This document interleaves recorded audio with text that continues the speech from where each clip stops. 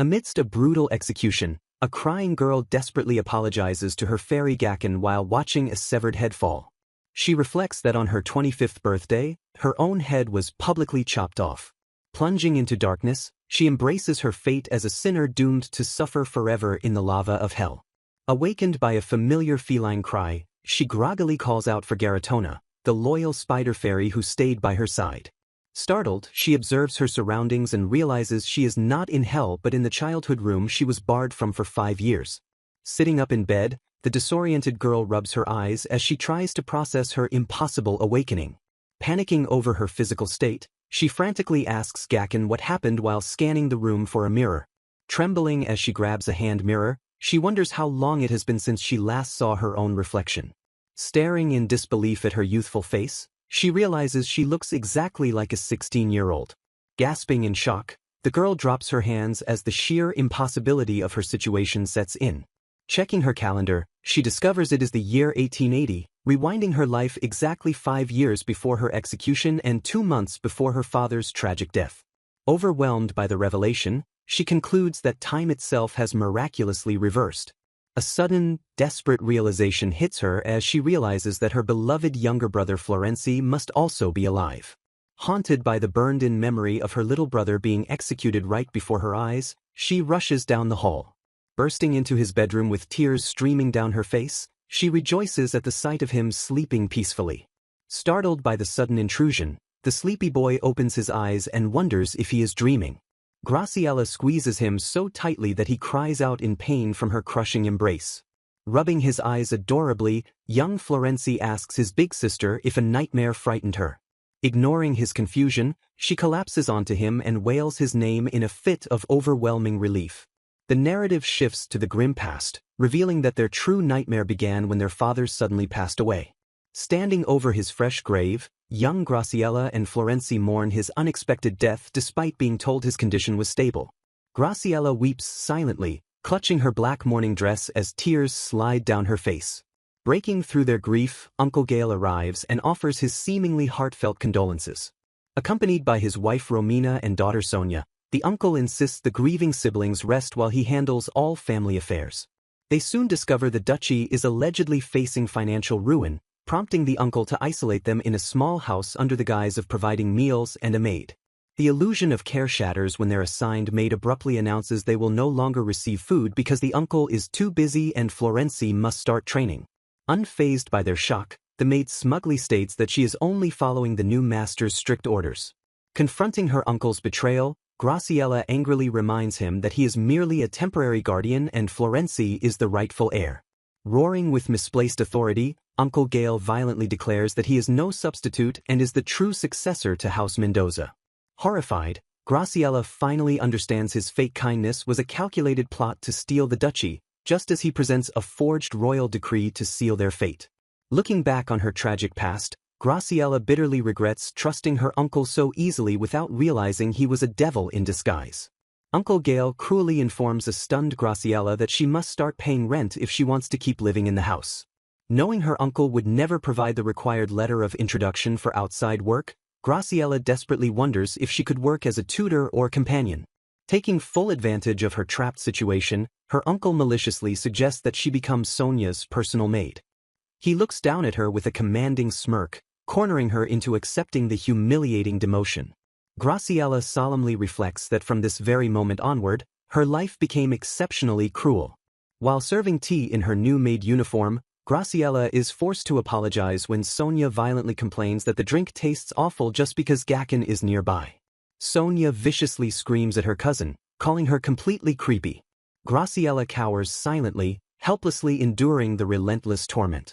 She sorrowfully realizes that the sweet cousin who once admired her like a real sister is completely gone forever. Her heartbreak deepens when her fiancé Antony, her last remaining ally, falls for Sonia and breaks off their engagement. Clutching her chest in despair, Graciela feels like an absolute idiot for ever believing in Antony and relying on him emotionally. As if to make things even worse, a disastrous moment occurs when a tailor delivers a newly ordered dress to Sonia. Sonia flies into a terrifying rage, demanding to know if she is seriously expected to wear a plain dress with absolutely no decorations. In a fit of furious anger, Sonia violently grabs Graciela by the collar and screams at her to die to make up for the insult. Driven into a corner, a determined Graciela heads outside into the garden to fix the impossible situation herself. She desperately calls out to Gakken, commanding the fairy to use their secret technique. The tiny spider fairy responds with a fierce cry, glowing intensely with magical energy. Summoning her inner strength, Graciela powerfully activates her unique spider craft magic. Using Graciela's magical power as a source, Gakken miraculously creates glowing threads that respond directly to her imagination. Graciela works tirelessly, magically weaving intricate lace directly onto Sonia's plain dress. She pours all her hope into the glowing magical circle, desperately wishing to create the most beautiful lace ever seen. Exhausted but focused, Graciela watches in breathless awe alongside Gakken as her magical creation perfectly takes shape. Standing in the grand hallway, a relieved Graciela successfully finishes her intricate magical work.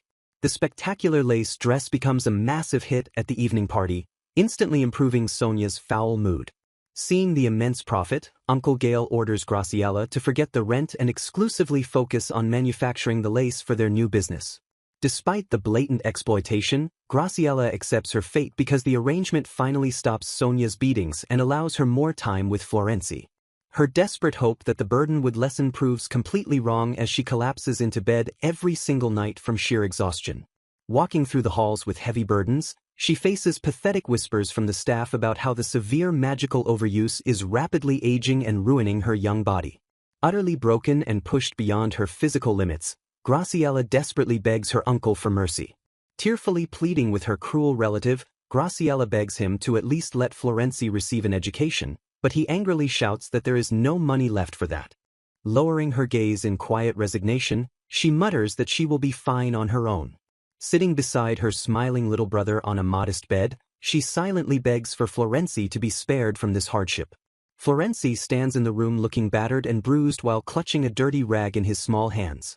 Seeing his disheveled state, Graciela looks at him with wide-eyed concern and asks what is wrong. Standing awkwardly in his dirty clothes, the young boy cries out that he just wanted to play with everyone else. Bursting into tears, he rushes into his sister's comforting embrace, wailing that the other children used to be his friends. Holding him close, Graciela realizes with dawning horror that her cruel uncle must have ordered even the servants' children to avoid her brother. From that heartbreaking day forward, the isolated Florenzi stayed close to his older sister's side for comfort. Deeply troubled that he had no one else to rely on, Graciela thought she could show him the world through charity work. Shockingly, Florenzi begins coughing up blood, exhibiting the exact same terrifying symptoms their father had before his passing. Despite the doctor assuring them that his youth would bring a quick recovery, the boy's condition worsens daily, making Graciela desperately hope for an expensive medicine. Driven by an unwavering devotion to her dying brother, she resolves to do whatever it takes to save him. Panic overtakes her as she shouts his name in sheer desperation while witnessing his agonizing pain. Pushing her exhausted body to its absolute limit, she continuously weaves lace to earn the expensive medicine from her uncle. When her failing eyesight and depleted magic render her useless at weaving, her ruthless uncle orders her to sell jewelry to a shady pawnshop instead. Unbeknownst to her at the time, the jewelry she hauled around for 5 years was actually stolen property belonging to the queen of the neighboring Sea Kingdom, Beinenmere. In order to quickly appease the furious king of Beinenmere, Graciela, rather than her guilty uncle, is wrongfully arrested as the main culprit. As a result of this wicked framing, both she and Florenzi are swiftly taken to the guillotine and brutally killed. Staring ahead with chilling clarity, Graciela reflects that this horrific sequence of events was the nightmare she just experienced. Sweat dripping down her face, she firmly vows not to brush these incredibly vivid memories off as just a dream. The agonizing sorrow of seeing Florenzi die before her eyes and the terror of being used by her uncle are permanently burned into her mind. Realizing she has no time to cry, she knows she must act quickly before her uncle's family takes over, especially since her temporarily stable father could worsen at any moment. She permanently sears the exact date into her mind, the morning of Firebird Day, 1880, swearing she will never forget today.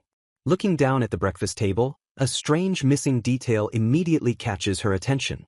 For the first time in her life, she stares in complete bewilderment at the empty egg cups, realizing there are no egg dishes for breakfast. A butler approaches the table and respectfully apologizes, explaining that the chickens went wild that morning and they couldn't collect any eggs.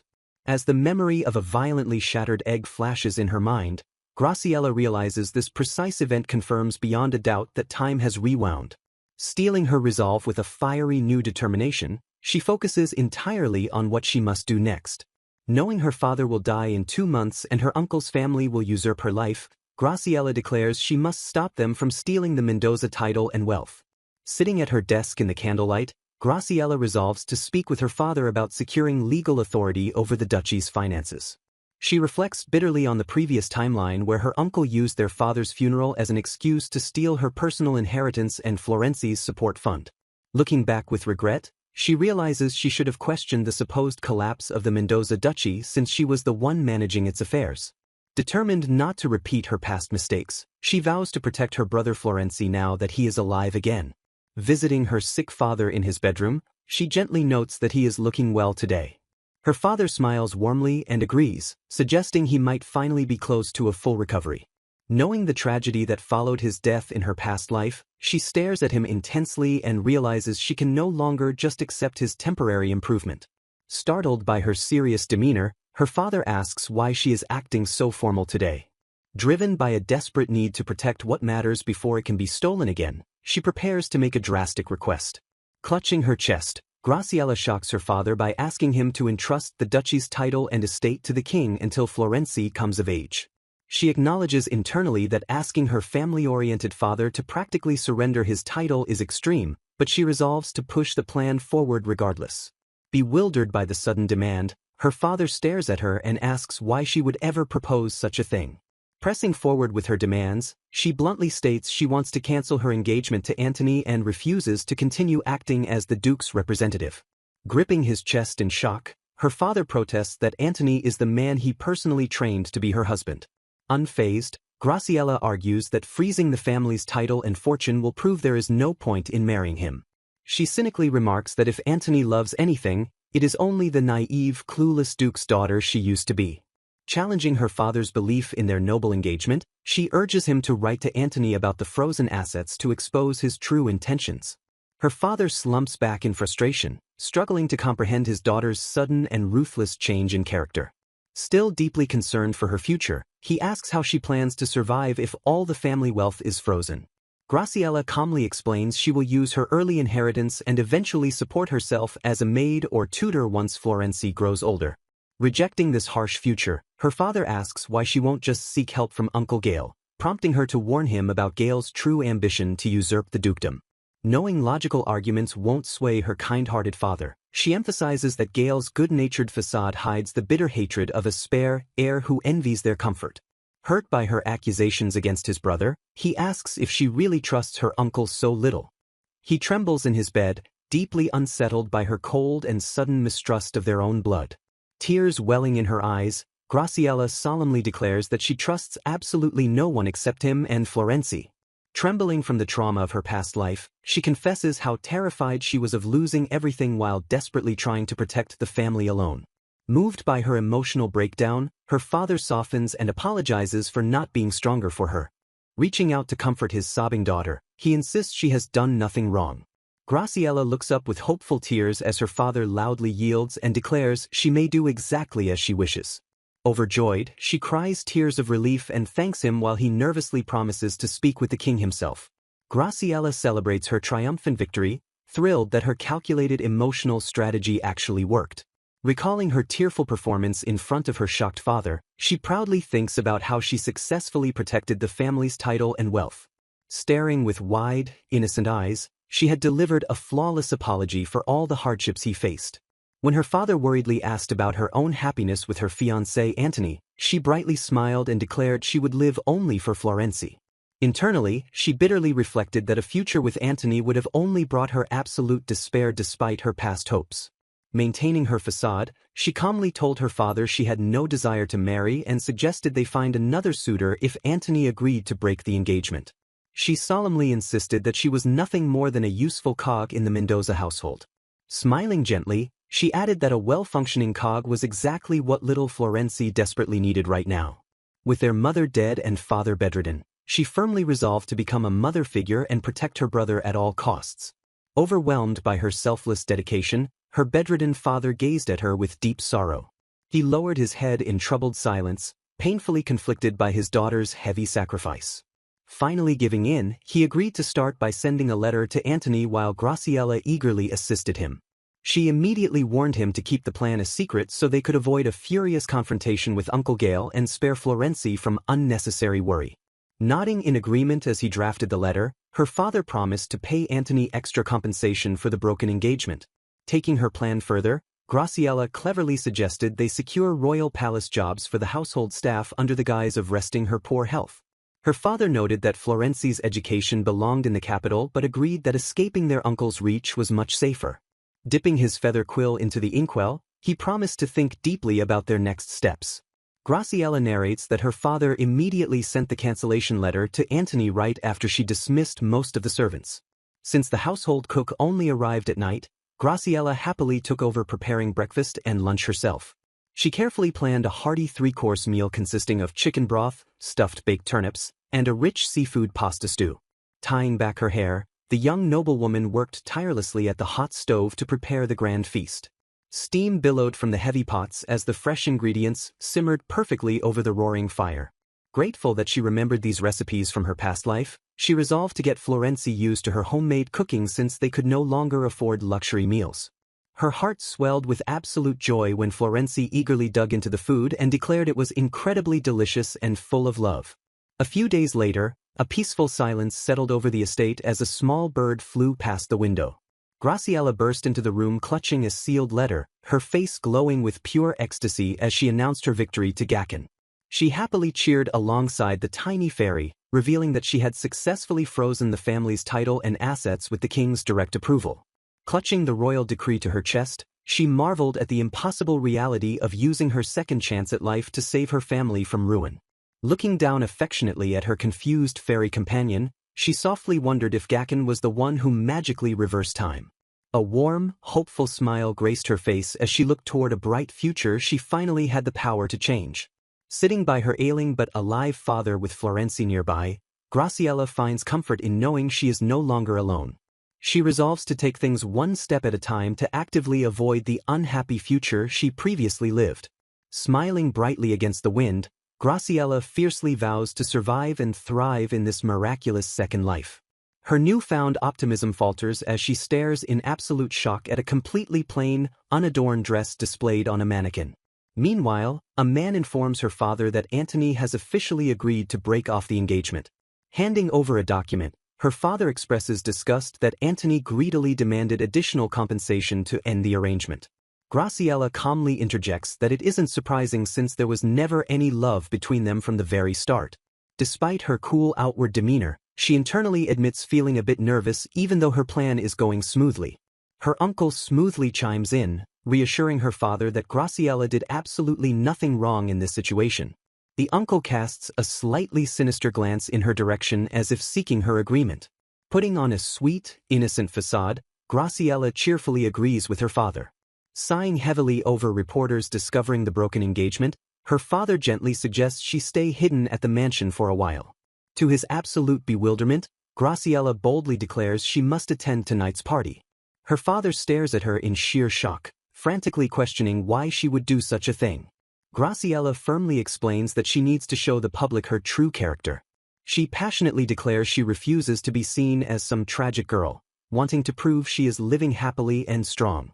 While he understands her reasoning, her father argues she shouldn't force herself to go on the exact same day the engagement ended. Gripping her own hand tightly, Graciella insists that hiding away won't help her stay strong because she refuses to let anyone see her weak. She fiercely clutches her trembling hands together to steady her resolve. Recognizing her determination, her father gently tells her not to push herself too hard. Graciella smiles softly, assuring her worried father that she will be perfectly fine. Back in her room, she laments that her past self purposefully ordered a completely plain dress out of modesty for her sick father. She bitterly realizes that wearing such an unadorned dress right after a broken engagement will only turn her into a bigger laughingstock. Suddenly, a brilliant idea strikes her as she catches sight of her fairy companion Gaken. Excitedly turning to the spider fairy, Graciela asks if they should make some custom lace to add to the dress. Confidently answering her own question, she declares they can easily enhance the dress using their special spider thread technique. Gakken happily realizes Graciela is the one who turned back time, remembering when she previously thought of this lace idea before her tragic end. Graciela quickly shakes off the dark memories, urging Gakken to focus entirely on fixing the dress. Cradling the fairy against her cheek, she excitedly reflects that this is the first time she is making lace for herself rather than to sell. Bubbling with enthusiasm, Graciela officially kicks off their dressmaking project alongside a cheering Gakken. Unleashing her magic, the fairy Gakken weaves intricate spider threads through the air. Spinning around happily, the little fairy cries out as the glowing threads form a complex web. Using a magical needle, Gakken meticulously crafts delicate lace with a beautiful rose pattern. The exquisite magical lace gracefully wraps around the fabric to decorate Graciela's gown. Smiling radiantly, Graciela praises Gakken and cheers that they finally finished the outfit. Suddenly, the exhausted little fairy collapses onto the floor with a tired squeak. Graciela worriedly asks if her companion used too much magic, but Gakken weakly reassures her.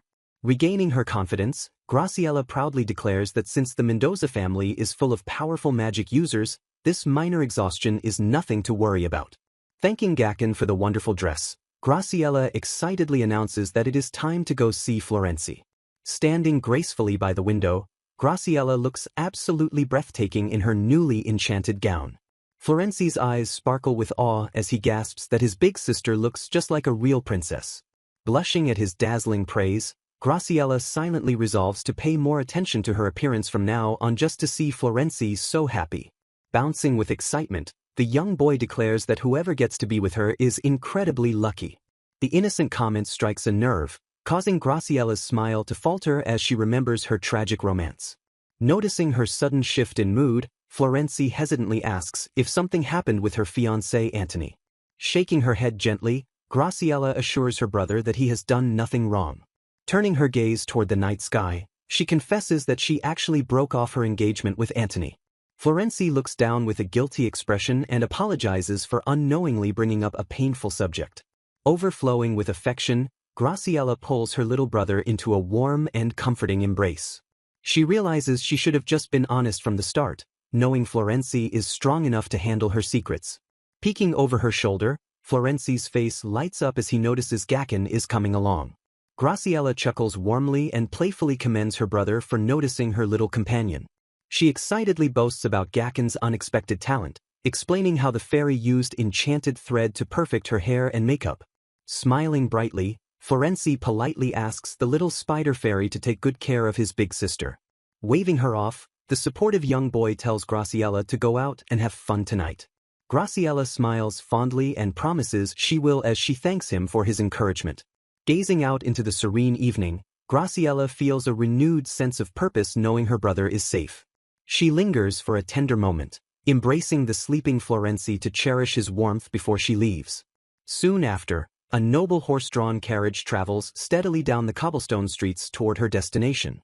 Stepping out of the carriage with poised elegance, Graciela readies herself to face whatever challenges await her tonight. Stepping out of a grand carriage into the cool night, Graciela arrives wrapped in a thick white cloak. She silently navigates the illuminated gardens, making her way to the usual meeting spot. Hiding in the shadows, she stands quietly by a large tree surrounded by blooming evening flowers. Gazing softly into the distance, she murmurs Antony's name under her breath. Reflecting on his true nature, she realizes he only ever cared about money but still wants to offer him one final goodbye. She grips her cloak tightly, admitting to herself that this betrayal feels much worse than she initially expected. Navigating the crowded party, she remembers that attending such events alone usually makes people assume something is terribly wrong since a companion is practically mandatory.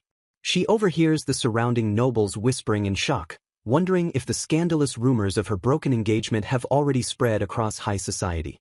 Across the bustling room, she spots Sonia giggling happily beside her former fiancé Antony. Shocked by their blatant display, a stunned Graciela mutters in utter disbelief.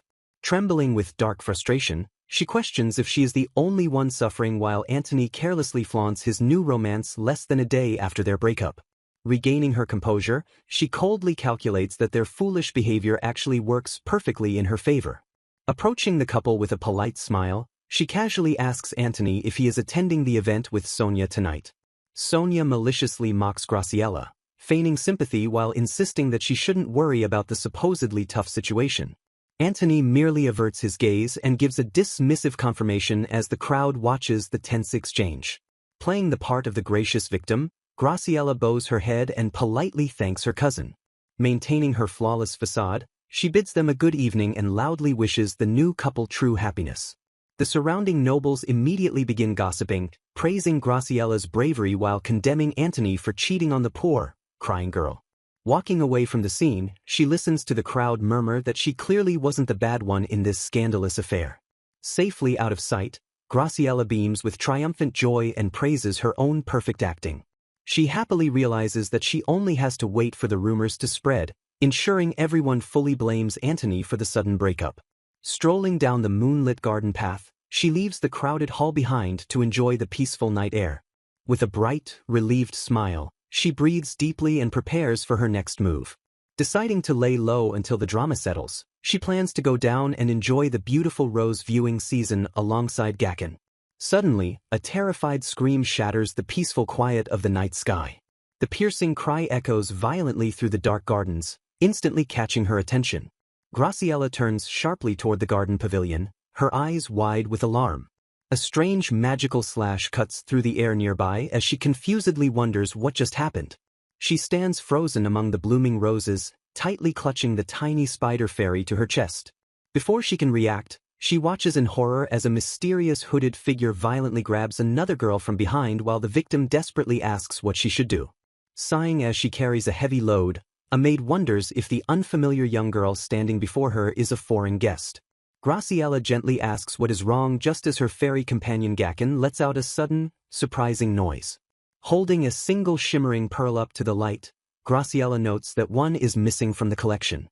Pausing thoughtfully, Graciela internally admits that she initially had absolutely no intention of getting involved in this situation. Approaching the startled young girl, Graciela holds out the jewel and politely asks if the pearl belongs to her. The young girl's face immediately brightens with a relieved smile as she confirms the pearl is hers and gratefully thanks Graciela. Acknowledging her thanks, Graciela gently places the pearl into the young girl's waiting hands and tells her to take it. Looking deeply distressed, the girl explains to Graciela that her delicate necklace unfortunately got caught and snapped on a rose vine. She sorrowfully reveals that the jewelry was a special gift from her fiancé for tonight's party and he hasn't even seen her wear it yet. A worried maid points out that repairing the necklace will take far too much time and anxiously asks if they know any skilled jewelers nearby. Struck by a sudden realization, Graciela thinks about using her unique spider thread craft to solve the problem. Brushing aside any lingering hesitation, Graciela confidently steps forward and declares that she can fix the broken pearl necklace herself. The young girl stares at Graciela with wide-eyed disbelief and hopeful excitement, asking if she really possesses the skill to repair it. Smiling modestly, Graciela clarifies that it is actually the magical fairy she is contracted with who can perform the delicate repair. The surrounding women gasp in astonishment, marveling aloud that there are still fairies residing in the land of volcanoes. Graciela quietly confirms their surprise, knowing that fairies cannot survive without the magical power stored within the volcano's natural core. She mentally notes that fairies have become incredibly rare, having gone extinct in the land of the sea after a magical war weakened the world 3 centuries ago. Graciela thinks about Bainemir, a warm, fertile, and militarily developed nation located just across the inland sea. Gazing at Graciela with sparkling eyes full of wonder, the young girl excitedly asks how one can possibly meet a fairy. Playfully booping the fluffy fairy on its nose, Graciela warmly explains that her own special encounter was purely by chance. An image of a solitary flower lying in the dirt accompanies Graciela's nostalgic recollection of her childhood. She fondly recounts finding the weak little fairy collapsed in a flower bed and sharing her magical power to save its life. She smiles as she explains that the grateful fairy wanted to form a contract to stay by her side forever, becoming her constant companion Gakken. Clasping her hands together in sheer delight, the young girl is completely charmed by the lovely story of Graciela and her fairy best friend. Lowering her gaze with a fond, gentle smile, Graciela softly confirms that they truly are the best of friends. Suddenly clearing her throat and snapping back to reality, Graciela declares this isn't the time for storytelling and prepares to fix the necklace. Raising her hand with absolute confidence, Graciela officially calls upon Gakken to begin the magical jewelry repair. The small fairy instantly springs into action with a cute noise, preparing to weave its magical spider thread. The young girl stares in absolute, breathless amazement as the fairy's sparkling magic seamlessly weaves the pearls back together. Gently admiring the beautifully restored necklace around her neck, the young girl happily rejoices that it looks even better than before. Startled by the sudden gift, she enthusiastically thanks the stranger and insists on giving something in return. Pausing awkwardly, the girl realizes she completely forgot to introduce herself to her benefactor. The elegant stranger introduces herself as Rachel, the daughter of the Grand Duke of Beinenmere, leaving Graciela stunned to be in the presence of a royal noble famously known as a saint. Knowing she cannot refuse a royal, Graciela hesitates for a moment before formally introducing herself as the daughter of the Mendoza ducal house. Rachel's eyes sparkle as she excitedly grabs Graciela's hands and insists on thanking her properly, though Graciela frantically begs her not to worry about it. Refusing to take no for an answer, Rachel brightly declares she has the perfect idea and prepares a magical gift. She presents an enchanted piece of paper known as bird letter magic, explaining that it magically flies to whomever it is addressed to. Graciela gasps in shock at the sight of magic, knowing full well that the magic war made such artifacts incredibly rare and obscenely expensive. Unfazed by the item's value, Rachel happily offers to show Graciela around Beinenmere and urges her to use the letter to contact her for absolutely anything. Staring nervously at the magical letter, Graciela silently debates whether she should accept it before deciding it would be too rude to refuse a royal gift. Bowing politely, she thanks Rachel while double-checking if it is truly okay to accept something so valuable, which the cheerful saint readily confirms. Their heartwarming conversation is cut short when an attendant steps in to inform Rachel that it is almost time for her to leave. Turning back with a radiant smile, Rachel bids Graciela a fond farewell and hopes they will meet again someday. Recalling that she safely stored the letter in the cloakroom, Graciela reflects on how meeting the Grand Duke's daughter and receiving a magical item would have been unimaginable in her past life. Touching her collar softly, she smiles and whispers to her hidden spider fairy Gakken that Rachel called her a best friend. Glancing back toward the bustling ballroom, she wonders if the overwhelming crowd has finally calmed down. A condescending voice suddenly calls out her name, sneering that they assumed Graciela had already run off. Turning to face the unwelcome interruption, she calmly replies that she merely stepped away to get some fresh air. Her arrogant cousin Sonia smirks and mockingly offers to lend Graciela her own ex-fiancé Antony for a dance. Graciela politely declines the insulting offer while mentally scolding her cousin's awful personality, realizing Sonia waited just to deliver this petty jab. Annoyed by her composed rejection, Sonia crosses her arms and harshly demands to know why Graciela even bothered showing up to the ball. Graciela silently admits to herself that she only attended out of pride to stop nasty rumors from spreading in her absence, though she keeps that truth hidden. Ignoring the whispers of the surrounding nobles who loudly mock her appearance and lack of a dancing partner, Graciela cynically notes that real life has no heroes to sweep in and rescue her. Reflecting on the painful lessons of her past life where Antony secretly harbored another woman and an illegitimate child, she firmly rejects the naive concept of true love. Looking at the unfaithful man across the room, she grimly concludes that he is undoubtedly hiding the same dark secrets in this timeline as well. Snapping Graciela out of her thoughts, Sonia gestures toward a visibly bored Antony and urges her cousin to go dance with him. Completely unbothered by the taunt, Graciela turns her back on them and flatly announces she is going home. Gazing out the dark window, she adds that she must leave immediately because the child waiting for her will worry if she is out too late. Throwing a devastating parting glance over her shoulder, Graciela directly addresses Antony and asks if he agrees. Delivering a calculated strike, she innocently mentions her 6-year-old brother, which causes a terrified Antony to accidentally out himself by panicking about a hidden child. Antony smoothly asks Sonia for a dance while a confused bystander watches their exchange. Muttering about how terrible men are, a mysterious girl suddenly notices a child hiding nearby. Smiling softly, Graciela reflects that she has done enough performing for the shallow people around her. She firmly resolves to carve out a bright future with her own will instead of relying on others. Her peaceful night is instantly shattered when a servant frantically begs her to return because the head of the family has taken a sudden turn. Graciela gasps in absolute shock at the terrible news. She immediately rushes back to the Grand Mendoza estate under the starry night sky. Bursting into the bedroom, she finds her father violently coughing and frantically wonders why he is dying days earlier than he did in her past life. The dying man weakly apologizes for causing his daughter so much worry. Graciela tenderly embraces her suffering father and comforts him with her presence. He softly acknowledges that his beloved Graciela is safely by his side. Gazing at his surprisingly peaceful expression, she internally questions why his quiet passing is so completely different from her previous life. She painfully remembers that in her original timeline, her father had suffered all night and coughed up blood before finally dying. Clenching her dress tightly, she bitterly admits that experiencing her father's death a second time doesn't make the heartbreak any easier to endure. A solemn man approaches the silently grieving Graciela to inform her that the funeral will be held in exactly 3 days. He promises to speak with Florenzi later and kindly urges the exhausted girl to get some rest. Left completely alone in the quiet room, a troubled Graciela wonders what she should possibly do next. She calculates that while her uncle's resentment won't pose an immediate threat, it is only a matter of time before he discovers the truth about their frozen assets. A sense of dread washes over her as she realizes that her uncle's eventual discovery will put young Florenzi in grave danger. Gripping her dress in absolute panic, she deduces that her ruthless enemies would simply eliminate Florenzi to easily seize the title and fortune for themselves. Realizing they can no longer stay in the house, she desperately racks her brain for a safe place to hide. The tiny spider fairy Gakken suddenly presents a glowing magical letter to his highly confused master. Remembering the charitable Lady Rachel, known as the Saint of Beinenmere, Graciela eagerly hopes the kind woman might actually help them. She feels a slight pang of guilt for exploiting Lady Rachel's kindness but fiercely justifies the calculated deceit for Florenzi's survival. Knowing that simply running away as siblings would make them too easy for her uncle to track down, she resolves to be extremely careful.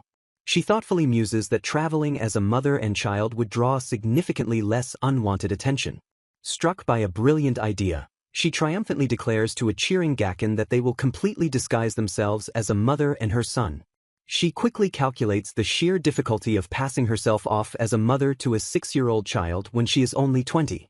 Remembering Sonia's cruel insults about her mature appearance, Graciela confidently grins and decides to completely weaponize her older looks to pull off the disguise. Swearing a silent, unbreakable oath to her late father, she promises to protect little Florenzi at absolutely any cost. Vowing to use her second chance at life to survive alongside her brother, Graciela fiercely resolves to build a bright future for Florenzi. With a steely gaze, she solemnly swears that she refuses to lose any more of her precious family. Leaving a calculated note for the butler to file a missing persons report if she isn't back by noon, Graciela slips out the door, ensuring her absence won't cause immediate panic. Walking through the streets in her hooded cloak, she anticipates that her wicked uncle might try something sinister the moment he senses her father's impending death. Steeling herself for the dangerous journey ahead, she determines that her very first step must be acquiring passports to flee to the neighboring kingdom of Beinenmere. She intelligently devises a foolproof cover story of a noble mother and child escaping an abusive husband to ensure no one pries too deeply while she protects Florenzi. Approaching a worn, unassuming wooden door hidden in a brick alleyway, the hooded Graciela prepares to execute her daring plan. Glancing cautiously over her shoulder into the dark, starry night, she slowly pushes the heavy door open. She steps into a dimly lit, cluttered shop packed with mysterious bottles, barrels, and a towering suit of armor. A suspicious, heavily bandaged man leaning on the counter glares at her and demands the secret passphrase. Keeping her face hidden beneath her hood, Graciela calmly replies with the secret transaction code, Florenzi. Relieved that the underground world remains completely unchanged from before time rewound, Graciela listens as the bandaged man gruffly asks what she needs. She mentally notes that she is standing inside Forbidden Fruit, the dangerous black market general store her uncle previously used to fence the stolen Beinenmere jewelry. Looking the dangerous man dead in the eye, she confidently requests 2 passports. The shopkeeper narrows his visible eye and sharply questions her intended purpose for the forged documents. Without missing a beat, Graciela requests the identities of a noble mother and child intending to flee across the sea to Beinenmere. Sliding a small, worn booklet across the wooden counter, the bandaged man offers her a specific set of identities. He casually explains that the tragic documents originally belonged to a mother and child from the Dosa family who were sold off to cover a husband's gambling debts. Accepting the dark reality of the trade, Graciela immediately agrees to take the offered passports. Staring at the blank entry, she asks why the name is missing, prompting the shopkeeper to explain that she gets to choose her own alias since he sold the original name to someone else. Gripping his pen over the open document, the man impatiently asks her what names he should write down. As her fairy companion Gakken squeaks from beneath her cloak, Graciela hesitates, realizing that using her real name is far too risky, but completely abandoning it leaves a bitter taste in her mouth. Remembering the unique, affectionate sound Gakken always makes to get her attention, she smiles warmly at the idea of adopting it as a nickname. With a gentle smile, she firmly declares that her new alias will be Lala. Following the same clever logic, she decides that her little brother Florenci's alias will naturally be Rin. With her forged passport secured, the hooded Graciela swiftly exits the black market shop and pulls the heavy door shut behind her. Sprinting through an arched stone alleyway, she hastens back toward the mansion before anyone can discover her risky morning excursion. Gripping her cloak tightly, she pushes herself to run even faster, driven by her desperate need to secure her brother's safety. A polite servant immediately greets Lady Graciela the moment she safely returns to the grand halls of the Mendoza mansion. Looking slightly surprised, Graciela listens as the servant informs her that her beloved little brother Florenci has only just awakened for the day. Returning to the mansion, Graciela steps into her little brother's bedroom and gently calls his name. Looking up at her in confusion, young Florenci asks what in the world has happened. Kneeling beside his bed, Graciela takes his hands and solemnly asks him to listen carefully. With a heavy heart, she delivers the devastating news that their father's condition suddenly worsened and he passed away. The little boy stares at her in sheer disbelief as the horrifying news shatters his innocence. Tears immediately well up in his eyes as he stammers that the doctor promised their father was improving. Overcome with grief, Graciela can only whisper a painful confirmation as the tragedy sinks in. Wailing in agony, Florenci collapses into his big sister's arms as they both sob uncontrollably. Embracing her crying brother, Graciela reflects on the lingering trauma of her past life where she felt she had no time to properly process the sudden loss. Steeling her resolve, she mentally vows that in this new timeline, she will protect Florenci no matter what. Sometime later, the calm exterior of the Mendoza estate belies the rising tension within its walls. Approaching her in the hallway, a servant informs Graciela that the uninvited guests are waiting at the entrance. Remaining composed, Graciela acknowledges the report and states she will head down shortly. Walking through the manor, she bitterly recalls how naively trusting her uncle with the funeral arrangements in her past life led to their total downfall. Her eyes harden with determination as she reminds herself that things will be entirely different this time. Arriving at the grand staircase, she looks down at the unwelcome arrival of Uncle Gale and his family. Shivering dramatically, Aunt Romina and Sonia immediately complain about the freezing entrance and insult the butler for making them wait. Staring coldly down from the top of the stairs, Graciela dismisses their complaints and flatly orders them to leave. The stunned relatives look up at the resolute young heiress blocking their path. Recovering his false warmth, Uncle Gale insists he is only there to help them through this difficult time. Dropping the facade, he condescendingly claims that a young girl like her is completely incapable of handling a duke's funeral. Unfazed by his intimidation, Graciela firmly rejects his offer and confidently asserts she can manage it properly. Feigning paternal concern, Gale dismisses her defiance as grief-induced shock and commands her to blindly obey him. Infuriated by her stubborn resistance, the uncle snarls that he needs to teach her a little lesson. Gripping his heavy wooden cane, Gale violently swings it toward his niece in a fit of sudden rage. Before the cane can strike, a brilliant magical barrier erupts in the air and completely blocks the vicious blow. Staggering back in shock, a terrified Gale drops his cane and gapes at the glowing shield. Looking down at her pathetic uncle, Graciela calmly explains that she has deployed enchanted spiderweb barriers all over the mansion. Sweating profusely behind the impenetrable magical web, Gale screams in disbelief at her sudden display of power. Staring through the glowing threads, Graciela coldly reminds him that the Mendoza family belongs to one of the most powerful magic user lineages in the entire country. Reflecting on her newly gained second chance, Graciela spends her time studying the many magical books hidden in her family's underground library. She solemnly realizes how incredibly lucky she is to have such a vast repository of knowledge at her fingertips now that time has reversed. Utilizing her newfound knowledge, she carefully erects a magical barrier designed to block anyone harboring harmful intentions toward her and her brother. Her greedy relatives soon arrive and furiously bang against the invisible wall, shouting that they only came to help the ungrateful girl. Unmoved by their fake outrage, Graciela coldly points out that they should have at least offered condolences for her dead father before making demands. When her uncle angrily insists that he will handle the funeral arrangements while she grieves quietly, Graciela sharply interrupts him. Turning her back on the furious man, she firmly declares that it is time for his family to leave as glowing threads shoot from her fingertips. Summoning Gaken's power, she casts a puppet-based magic spell that instantly binds her screaming relatives in glowing, unbreakable threads. The magical strings violently drag the protesting family members backward out of the estate before the massive front doors slam shut. Graciela stands firmly in the grand hallway, her shoes planted on the stone floor as silence finally returns to the household. Breathing a heavy sigh of relief, she gladly notes that her magical defense plan worked out perfectly while Gaken cheers by her side. She warmly smiles and praises the tiny spider fairy for doing such an incredible job tying up their enemies with his magical threads. Despite successfully driving out her treacherous uncle for now, she sternly reminds herself that she absolutely cannot afford to relax yet.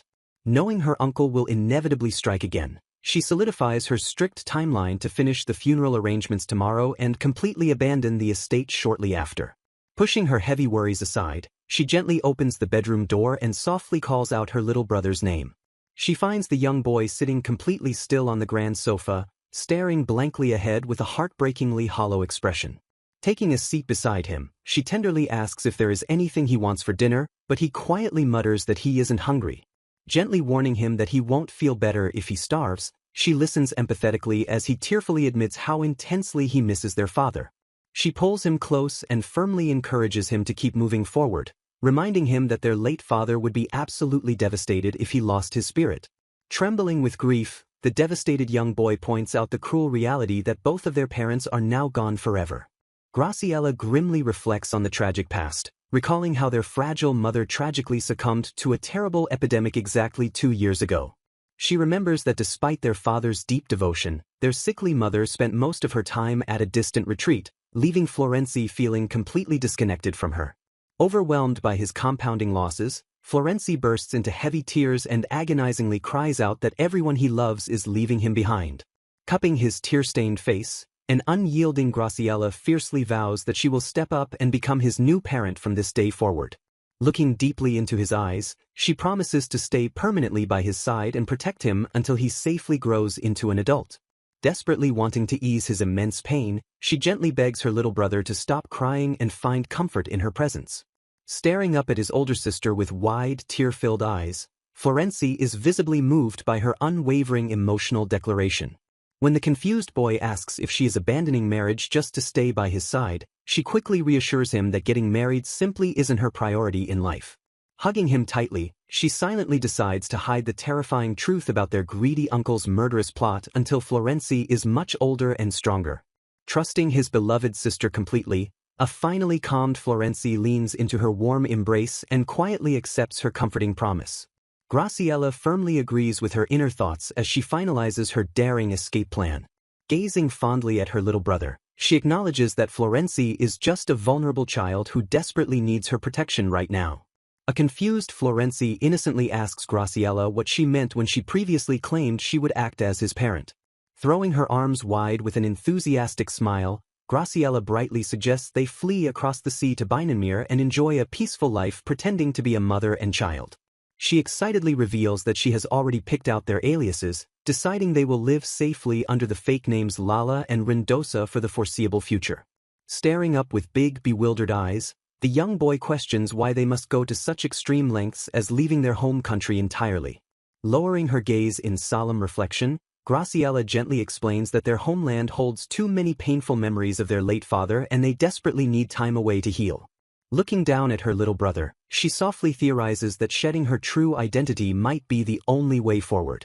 She promises Florenzi a peaceful, happy life, while internally questioning her fairy companion if this escape will truly cure her lingering sorrow. High above the sprawling estate, magical paper birds soar swiftly through the sunlit sky toward their intended targets.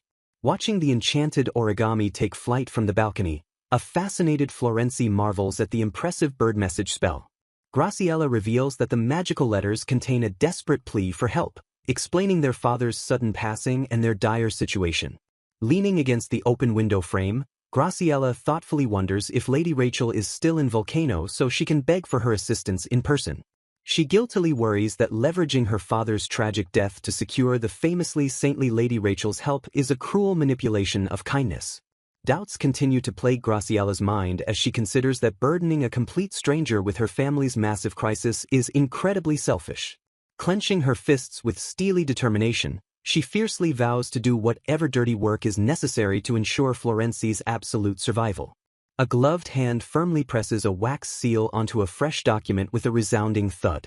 A stoic butler abruptly enters the study to announce the arrival of an unexpected guest, prompting Graciela to quickly prepare herself. Stepping into the parlor with a warm smile, Lady Rachel gracefully apologizes for the sudden intrusion but insists she had to rush over after receiving the distressing letter. Graciela stares in wide-eyed, hopeful astonishment at the timely arrival of the benevolent saint, Lady Rachel. Sitting across from her esteemed guest, Graciela nervously apologizes for the modest tea service since she lacks practice in entertaining. Looking upon the grieving girl with deep empathy, Rachel gently offers her sincere condolences regarding the devastating loss of the Duke. Touched by the older woman's genuine compassion, Graciela offers a soft, grateful smile in return. Shocked to learn Graciela dismissed all the servants and froze the ducal assets until Florenzi comes of age, Rachel questions why they are living off meager personal funds. Staring into her teacup with a dark, serious expression, Graciela finally drops the facade and admits her uncle's family is actively plotting to steal their entire fortune. She bitterly recounts how her greedy relatives offered no sympathy on the day her father died, immediately swooping in to eagerly usurp control of the estate. Tears prick the corners of Graciela's eyes as the traumatic memories of her family's ruthless betrayal wash over her once again. While Rachel praises her incredible boldness in freezing the assets, Graciela firmly maintains that every drastic measure is solely for her little brother's protection. When Rachel warns her of the severe danger they will face once the uncle discovers the frozen accounts, Graciela chillingly agrees. Placing a hand over her heart with a fearless smile, Graciela boldly reveals her master plan to disguise Florenzi as her son and completely vanish across the sea to Beinenmere. Rachel gasps in shock and asks Graciela if she really came up with such a bold plan. Graciela solemnly explains that in her previous life, she and Florenzi were executed by beheading, and she already felt threatened by her uncle. Realizing the depth of her struggle, Rachel asks if this is what Graciela meant when she asked for help. Graciela silently praises the saint of Beinenmere for understanding so quickly and acknowledges the incredible kindness she is showing a foreign stranger. Taking a deep breath, Graciela asks Rachel if she could help her find work and a place to live once she arrives in Beinenmere. She nervously adds that it might be very selfish and difficult to ask, while Rachel thoughtfully hums in consideration. Rachel's face lights up as she declares she will gladly support both Graciela and her brother. Surprised by the immediate acceptance, Graciela stares as Rachel reveals she also has a little problem that Graciela is perfect for solving. Rachel explains her grandmother, who dislikes people and refuses attendance, loves inviting young, single knights for tea. Blushing at the lively description of tea parties with unmarried knights, Graciela listens intently. Smiling softly, Rachel admits she has always wanted someone to stay by her grandmother's side. Rachel warmly proposes that Graciela become her grandmother's lady's companion.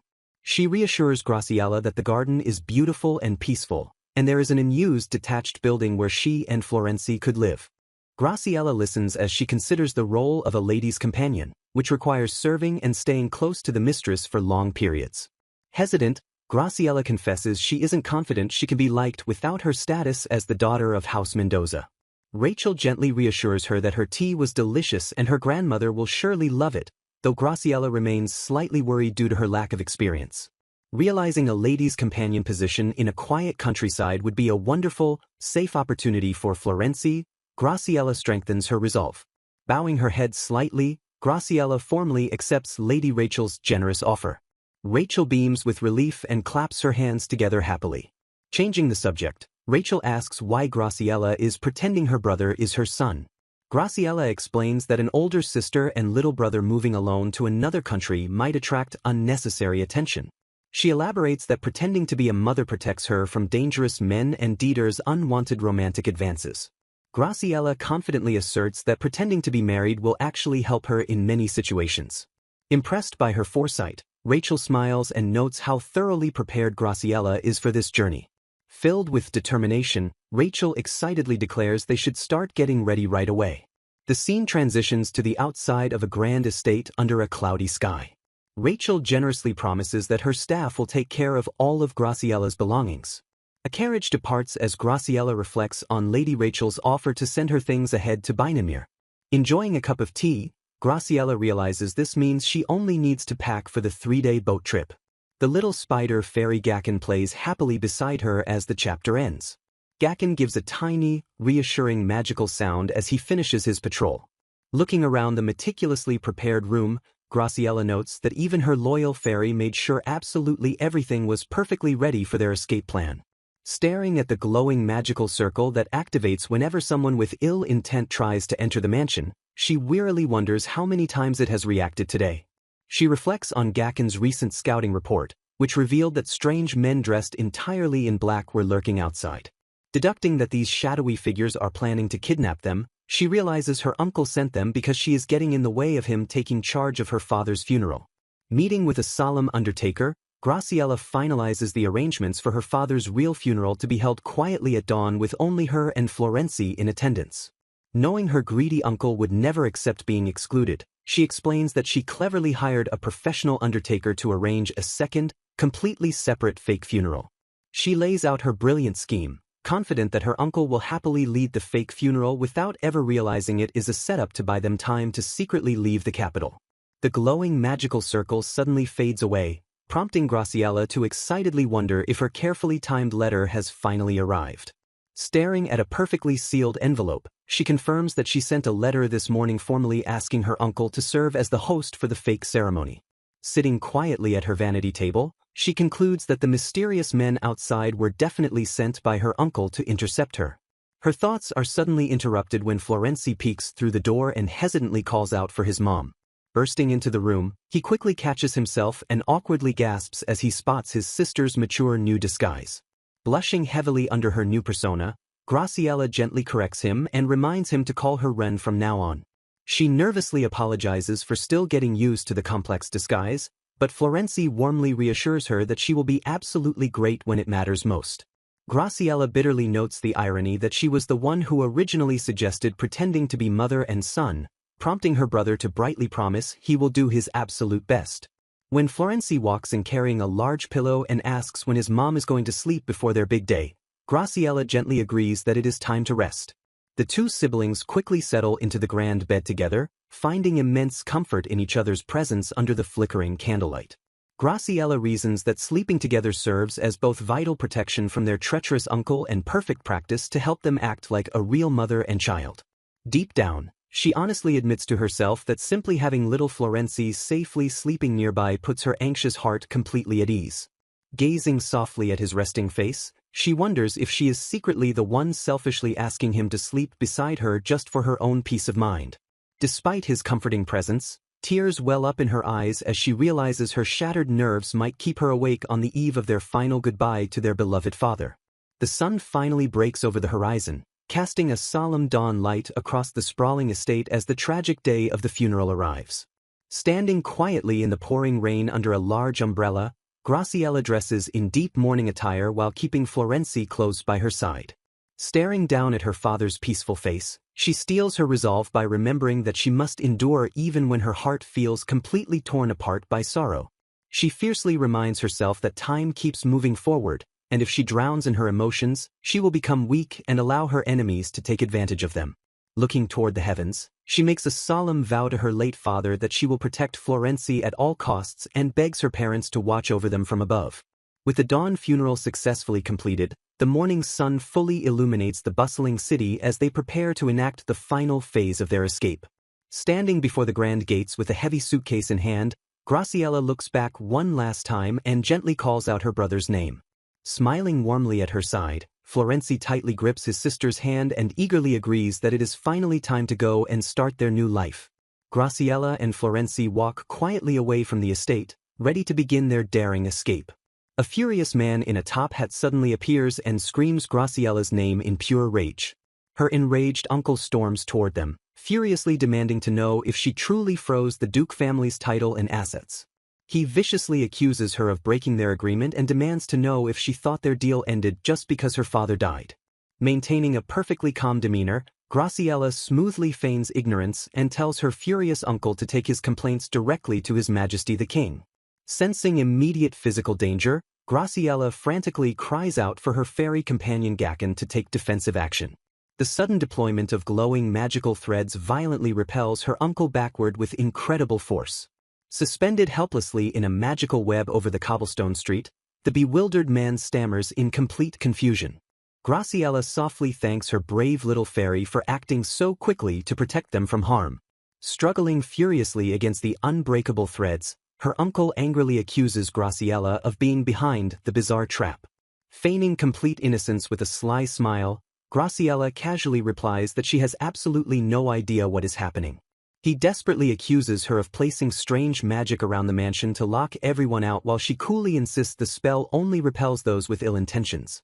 Completely ignoring his frantic shouting, Graciella calmly takes Florenzi's hand and suggests they leave the scene. Her uncle grits his teeth in utter humiliation as he remains hopelessly trapped in the magical binding. A cheerful Lady Rachel calls out to Graciella using her new alias, Lala, from a waiting carriage. Graciella and her little brother swiftly approach the luxurious carriage to finalize their getaway. Playing his part perfectly, the young boy politely introduces himself as Rendosa. Lady Rachel warmly introduces herself, complimenting the young boy on his polite and clever demeanor.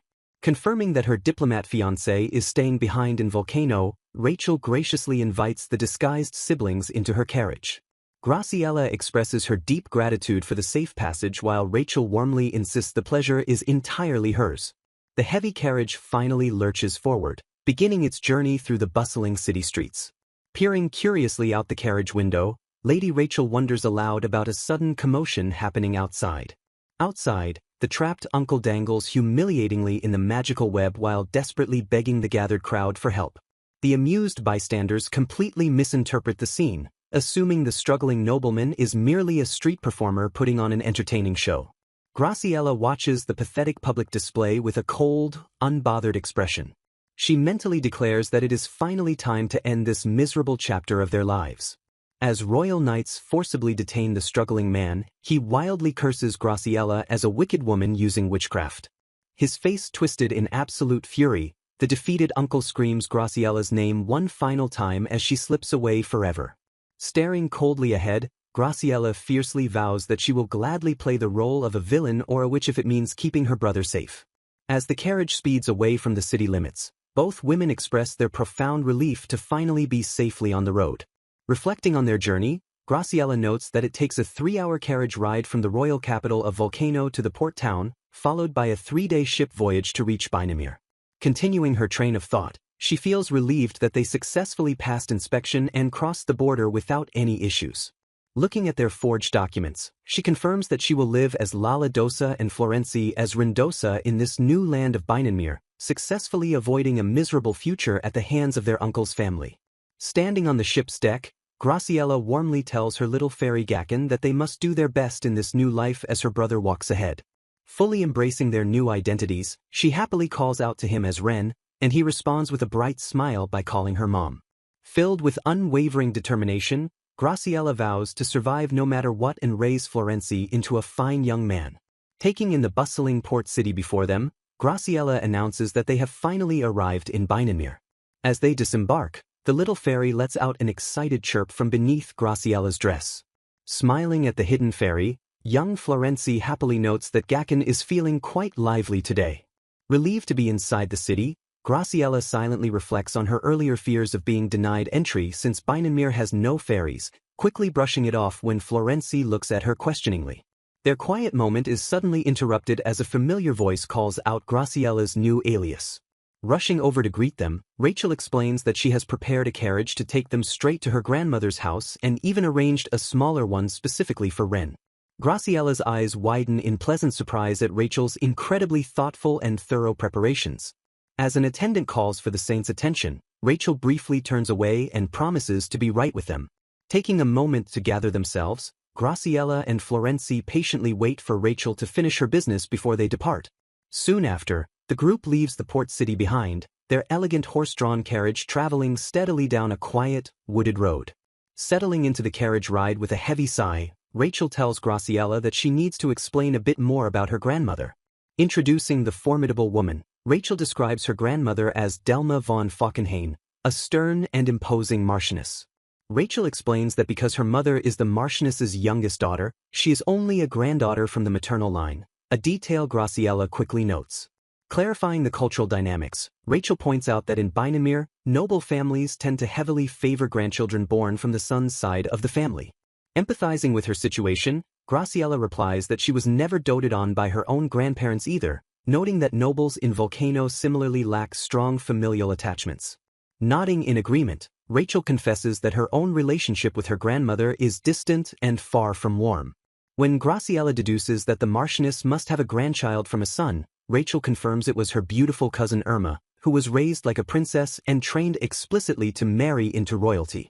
Catching Rachel's somber use of the past tense, Graciella listens intently as the saint describes Irma as the ultimate symbol of happiness. With a pained expression, Rachel reveals the tragic truth that Irma passed away at the tender age of 18 on a freezing, frost-covered morning 3 years ago. As Rachel explains that the knights ruled Irma's drowning in a frozen lake as a tragic accident, Graciella internally suspects foul play, knowing a highborn noble would never go to such a dangerous place alone without a maid. Lowering her gaze in sorrow, Rachel tearfully confesses her own dark suspicion that her beloved cousin actually took her own life. Knowing she must fully understand the family's history before serving the Marchioness, Graciella gently asks Rachel what could have possibly driven Irma to make such a drastic choice.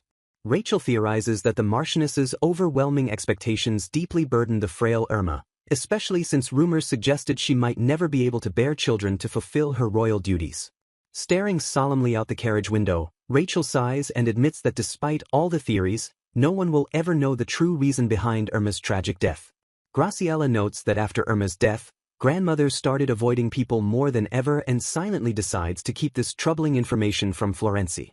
She learns that the grieving grandmother completely shut out close friends and even her own husband, allowing only a few servants into her isolated mansion. Stunned by the extreme isolation, Graciella listens as she is told the stubbornly ill woman insists on living alone and completely blocks all visitors on certain days. Rachel explains that because of this terrible isolation, she was appointed as a companion, especially after a dangerous incident where grandmother collapsed from forgetting her medicine. Rachel reveals that during that terrifying collapse, grandmother was miraculously saved by a friend who had dropped by for tea, prompting Graciella to ask if that friend was a specific man. The mysterious savior is revealed to be Leon von Manchufel. Graciella cautiously questions Rachel's hesitant assurance that Leon is a trustworthy royal knight and not some suspicious stranger. Puzzled by the odd relationship, Graciella wonders how Leon ended up becoming grandmother's tea-drinking friend just by taking over his late mother's visits. Rachel notes that Leon is like a friendly puppy who is incredibly good at getting close to people, eventually warming the stubborn grandmother's heart. Excitedly sharing her strategy, Rachel urges Graciella to watch how Leon interacts and use the exact same gentle method to connect with grandmother. Rachel happily reassures Graciella that if she stays patient and gentle, the seemingly cold grandmother will surely accept her because she actually has a big heart. A startled Graciella snaps back to reality when Rachel suddenly calls out her name. A grand, sprawling mansion stands majestically against the backdrop of distant mountains. Pulling up to the magnificent estate, Graciella steps out of the carriage wrapped tightly in her heavy cloak. Playing his role perfectly, little Florenzi happily calls out to his mom and declares that he had a fun ride. Graciella gently rounds up the newly named Lala and Ren, noting that grandmother is usually in the indoor greenhouse around this time of year. Her elegant shoes click softly against the polished floor as she steps forward. The small group stands before a magnificent wall of intricate stained glass windows leading into the grand greenhouse. Entering the lush sunroom, Rachel warmly greets grandmother and announces that she brought the lady's companion mentioned in her previous letter. Sternly reading a book among the plants, grandmother coldly reminds Rachel that she already stated she doesn't want a companion from Volcano. Undeterred, Rachel formally introduces the disguised Graciela as Lala Dosa and her young son Ren. Rachel carefully explains that if Lala traveled all the way to Binamir with a child, there must be a very serious reason. Grandmother falls into a tense silence, prompting a nervous Rachel to softly call her name. Sensing the heavy atmosphere, Graciela gently places a hand on Florenzi's back and urges him to go ahead first. Grandmother sharply snaps her book shut with a loud clack. Staring intently, the older woman demands to know what exactly happened to bring them all the way to her remote estate. Graciela gazes back with a deeply sorrowful expression, fully committing to her tragic backstory. Weaving a tale of domestic abuse, Graciela tearfully explains that her husband became incredibly violent after piling up debt and she had to flee to protect little Ren. Rachel passionately begs grandmother to let the unfortunate woman stay, emphasizing that Lala has absolutely no relatives or friends to rely on. Desperately pleading her case, Rachel warns that if grandmother turns her away, the helpless mother and her young son will be left with absolutely nowhere else to go. A stern-looking man rubs his chin and coldly informs the group that their household does not hire servants without an introduction letter, suggesting someone else take care of her. Someone desperately cries out, begging their grandmother for help. Staring with a mournful expression, Graciela silently reflects that she never imagined things would go this far. Meanwhile, the elegant older woman sits quietly near the sunlit window, pausing in stoic contemplation. The tense silence hangs heavy in the room as the fear remains that the matriarch might still refuse their desperate plea. Breaking the heavy silence, someone firmly steps forward with absolute resolve. A desperate voice shatters the quiet, passionately begging the older woman for mercy. The stern grandmother looks down with a harsh glare while Graciela bows her head in quiet, desperate submission. Letting out a heavy sigh, the grandmother finally relents and gruffly permits them to do as they like. Graciela and her companion light up with joyous relief, overwhelmingly thanking the older woman for her unexpected mercy. The grandmother sharply adds that the young woman is under no obligation to stay by her side. Turning her back to the room to gaze out the large glass window, the older woman coldly demands to be left alone. The grand, glass-domed ceiling of the estate gleams brightly under the afternoon sun. Watching the matriarch leave, the young girl apologizes to Graciela and explains that her grandmother is usually in a bad mood. Graciela graciously brushes off the apology, vowing to do her absolute best to support the Marchioness since she at least allowed them to stay. Walking down the opulent hallway, Graciela notes that the Marchioness must actually be kind-hearted for taking in a strange woman and child, expressing her deep gratitude for the shelter. A hand gestures forward as someone calls out to Graciela, using her new alias, Lala, to guide her. Graciela gazes in awe at a cozy wooden cottage, realizing this beautiful place is where she and little Ren will begin their brand new life. The young girl smiles and agrees that it is a lovely house, though a hint of hesitation lingers in her voice. She solemnly explains that her grandmother built this separate cottage as a quiet shelter because her grandfather frequently brought mistresses into the main mansion. Overwhelming Graciela with a massive pile of keys, the girl excitedly explains that the cottage is fully cleaned, stocked, and ready for them to move in immediately.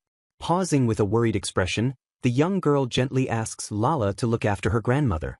Graciela smiles warmly and bows her head, firmly promising to fulfill the request. Staring at her beautiful new home, Graciela internally vows to work hard and live up to the immense kindness she has been shown.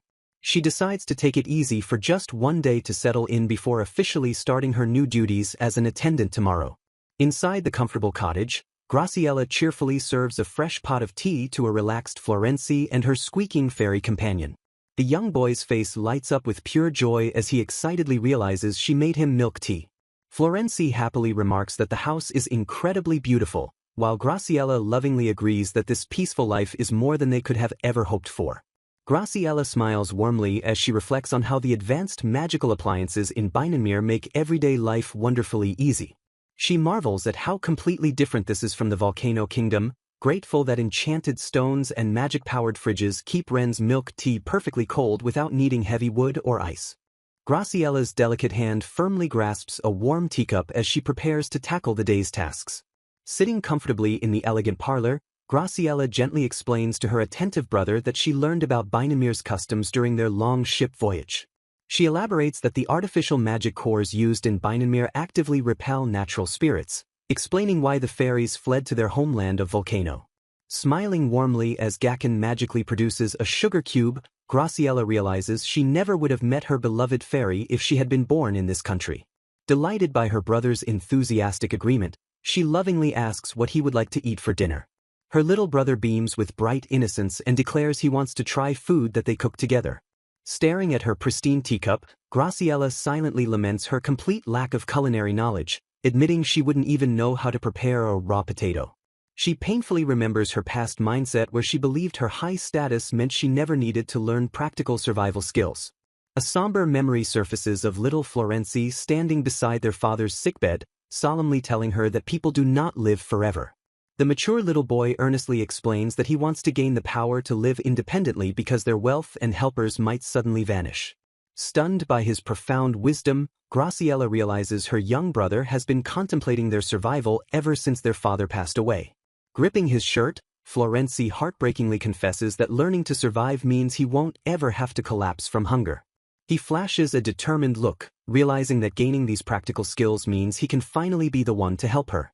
Overwhelmed with emotion, Graciela pulls him into a desperate, loving embrace and softly whispers his new alias. Promising to do their best together, she internally admits that she had originally planned to raise him as a pampered duke rather than a hardened survivor. Pushing forward with renewed energy, Graciela sets out to tackle their very first domestic challenge in the kitchen. She marvels at Beinenmeer's advanced infrastructure, noting how they can instantly access magically purified water from a simple faucet unlike the manual pumps in Volcano. Rolling up her sleeves, she cheerfully instructs Florenci to wash the potatoes so they can prepare a hearty creamy mushroom stew. Sitting down at the dining table, young Florenci nervously raises a spoonful of the hot, handmade stew to his mouth. His eyes erupt with dazzling sparkles as he happily declares that their food is absolutely delicious. Graciela takes a bite and delightfully agrees, savoring the incredible taste of their hard-earned meal. Blushing with adorable embarrassment, Florenci shyly points out that his mother did most of the actual cooking.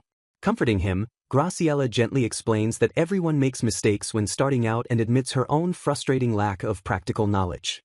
She encourages him by listing out all the essential life skills they will master through practice, from brewing tea to tying shoelaces. Inspired by her reassuring words, Florenci proudly vows that one day he will be able to cook an entire meal all by himself. Graciela's eyes widen with fierce, silent determination as she gazes at her brother's growing independence. Smiling softly, she promises to help him achieve whatever future he desires, realizing that his personal happiness is just as vital as his noble duties. As night falls over their tranquil new home in Beinenmeer, a blanket of glittering stars fills the quiet sky. Cuddling her sleeping brother tightly in bed, Graciela silently vows to reward him for his incredible bravery and effort. Staring into the dark, she firmly steels her resolve to perfectly execute her new duties as the Marchioness's companion. Fully committing to her disguise as a 25-year-old mother, Graciela notes that unmarried women in Beinenmeer wear their hair down while married women tie it up. A friendly voice compliments her elegant updo, praising it as perfectly befitting a Marchioness's companion while Gakken squeaks in agreement. Dressed in a mature, ruffled gown, she confidently announces that she is heading to the Marchioness to officially begin her new duties. Although she worries about leaving little Florenci alone, she bravely resolves to do her best and trusts her loyal fairy to alert her if anything goes wrong. Arriving at the quiet estate, she looks around the completely empty halls and recalls that the servant's day off isn't for another 3 days. Her brow furrows in deep concern when nobody answers her repeated calls. Panic slowly sets in as she frantically wonders if the exhausted older woman might have collapsed inside all alone. Bursting through the heavy doors with a desperate apology for the intrusion, she loudly calls out for the Marchioness. She halts in sheer surprise upon finding the older woman casually sitting on her bed in nothing but a nightgown. The sprawling indoor greenhouse is bathed in warm morning light filtering through the massive glass ceiling. Approaching the table where the Marchioness is quietly reading, Graciela awkwardly murmurs a polite morning greeting. The stern woman coldly glances up and acknowledges that this must be the new companion Rachel brought over. Graciela confirms this politely, noting that Rachel had already explained the situation yesterday, and formally introduces herself as Lala. When Graciela eagerly offers her assistance, the Marchioness sharply dismisses her and bluntly demands to know why she is even bothering her. Taken aback by the hostility, Graciela hesitates before gently asking if the older woman has had a proper breakfast since she only ate a simple biscuit. The Marchioness coldly explains that she always manages her mornings alone with just tea and biscuits because the cook doesn't arrive until noon. Glaring intensely at the young woman, the stubborn noblewoman firmly declares that she doesn't need absolutely any help. Graciela stammers in sheer disbelief at the blunt and total rejection. A smooth, unfamiliar male voice suddenly interrupts the tense silence, casually musing about how rare it is to see a guest here. Graciela whips around in shock, her eyes wide as she hastily apologizes to the unexpected arrival. Remembering her role, she frantically reminds herself that a proper companion should immediately greet and assist any visiting guests. The mysterious man abruptly leans in uncomfortably close, flashing a charming smile as he boldly declares that she is incredibly beautiful. Graciela freezes on the spot, utterly bewildered by the sudden and aggressive flirtation. The man quickly grabs her arm, cheerfully warning her not to run away so he can get a much better look at her pretty face. Shocked by his brazen behavior, a terrified Graciela desperately struggles against his grip and demands that he let her go immediately. She frantically calculates that she cannot simply fight him off because his uniform clearly marks him as a high-ranking knight. Staring at his distinctive medals and stripes, she suddenly recognizes the dangerously flirtatious intruder as Leon von Manchufel. The Marchioness furiously intervenes, angrily demanding to know what Leon is doing so early in the morning and ordering him to release her guest. Leon dramatically pouts and complains that the Marchioness's harsh scolding makes him sound like some highly suspicious criminal. A heavy boot steps firmly onto the greenhouse floor as the tense morning confrontation rapidly escalates. The Marchioness sharply scolds the man for getting suspiciously close to a woman he just met. Leon playfully defends his manners as a greeting while the Marchioness dismisses it as blatant flirting. Graciela identifies the man as Leon von Manchufel, a royal knight and the Marchioness's sole tea-drinking companion. Pointing to Graciela's tied-up hair, the Marchioness coldly reveals to a surprised Leon that the woman is already married. Leon laughs off his blunder while the Marchioness harshly reminds him that flirting with a married woman is entirely inappropriate. Recalling Lady Rachel's words, Graciela studies Leon and begins to doubt her initial assumption that he might be suspicious.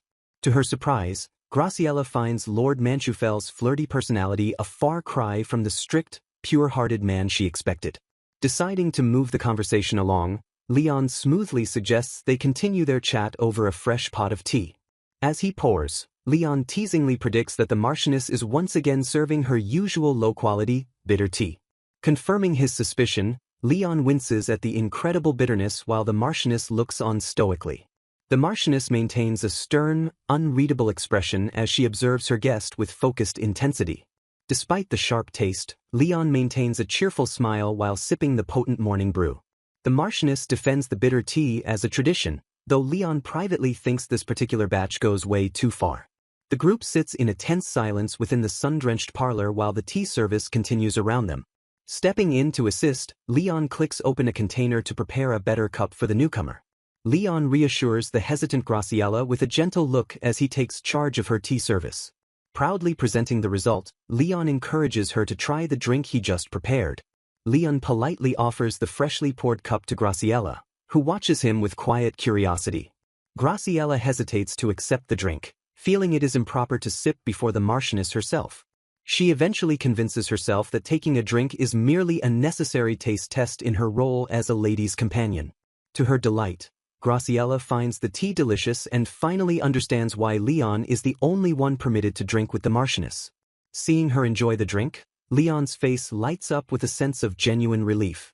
With the atmosphere settled, Leon eagerly asks the Marchioness to officially introduce the beautiful woman sitting with them. The Marchioness reveals her guest is Lala Dosa, whom Lady Rachel brought here for safety.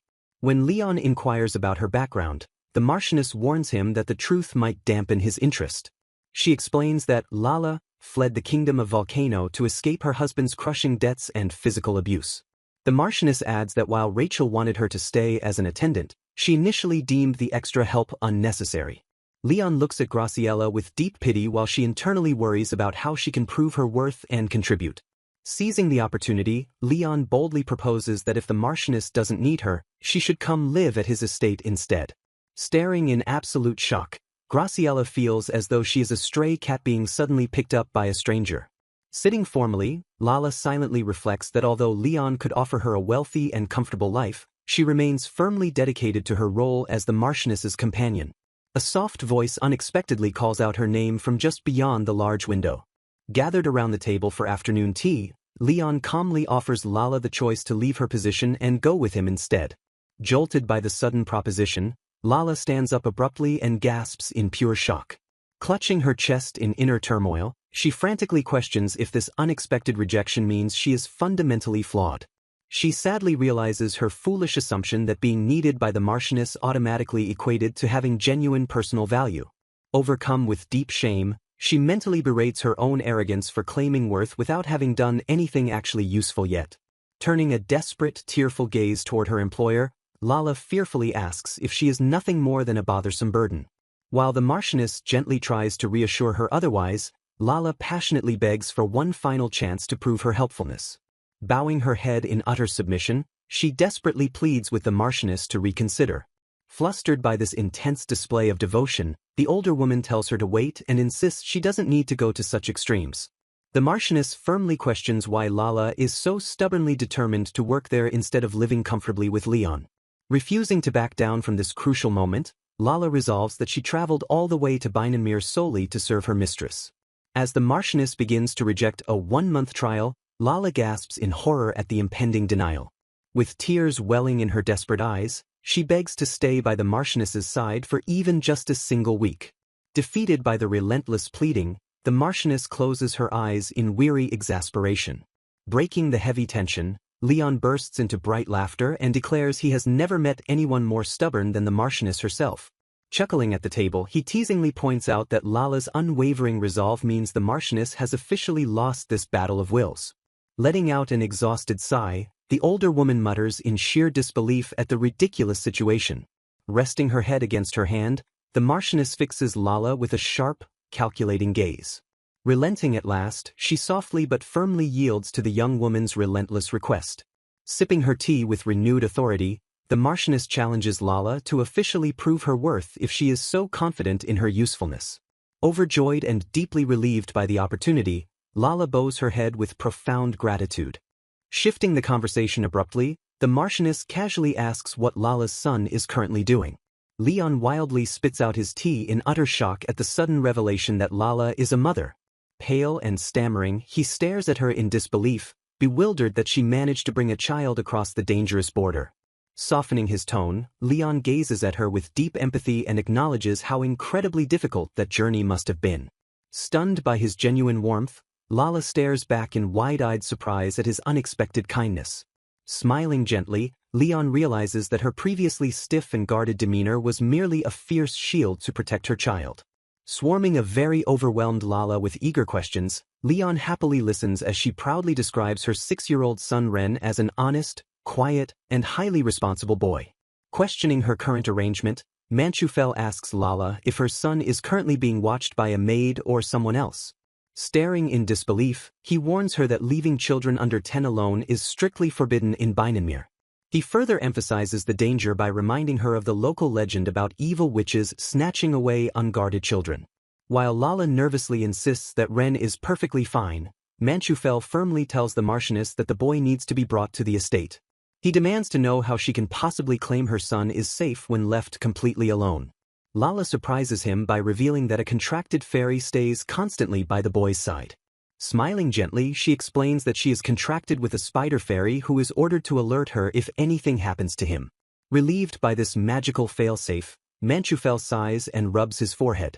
He pauses thoughtfully, rubbing his chin as he contemplates her unusual situation.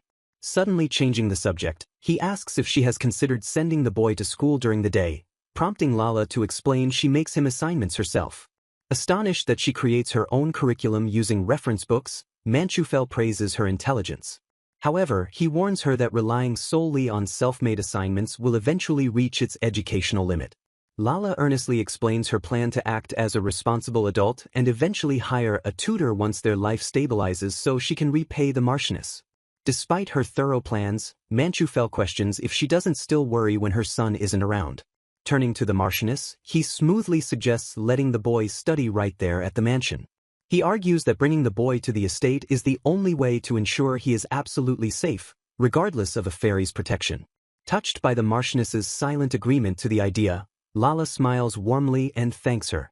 Checking his intricate pocket watch, Manchufel decides it is time to take his leave. He cheerfully bids the Marchioness farewell and promises to see her next time. Ignoring the Marchioness's dry remark that he doesn't need to return, he playfully teases that she would get lonely without his visits.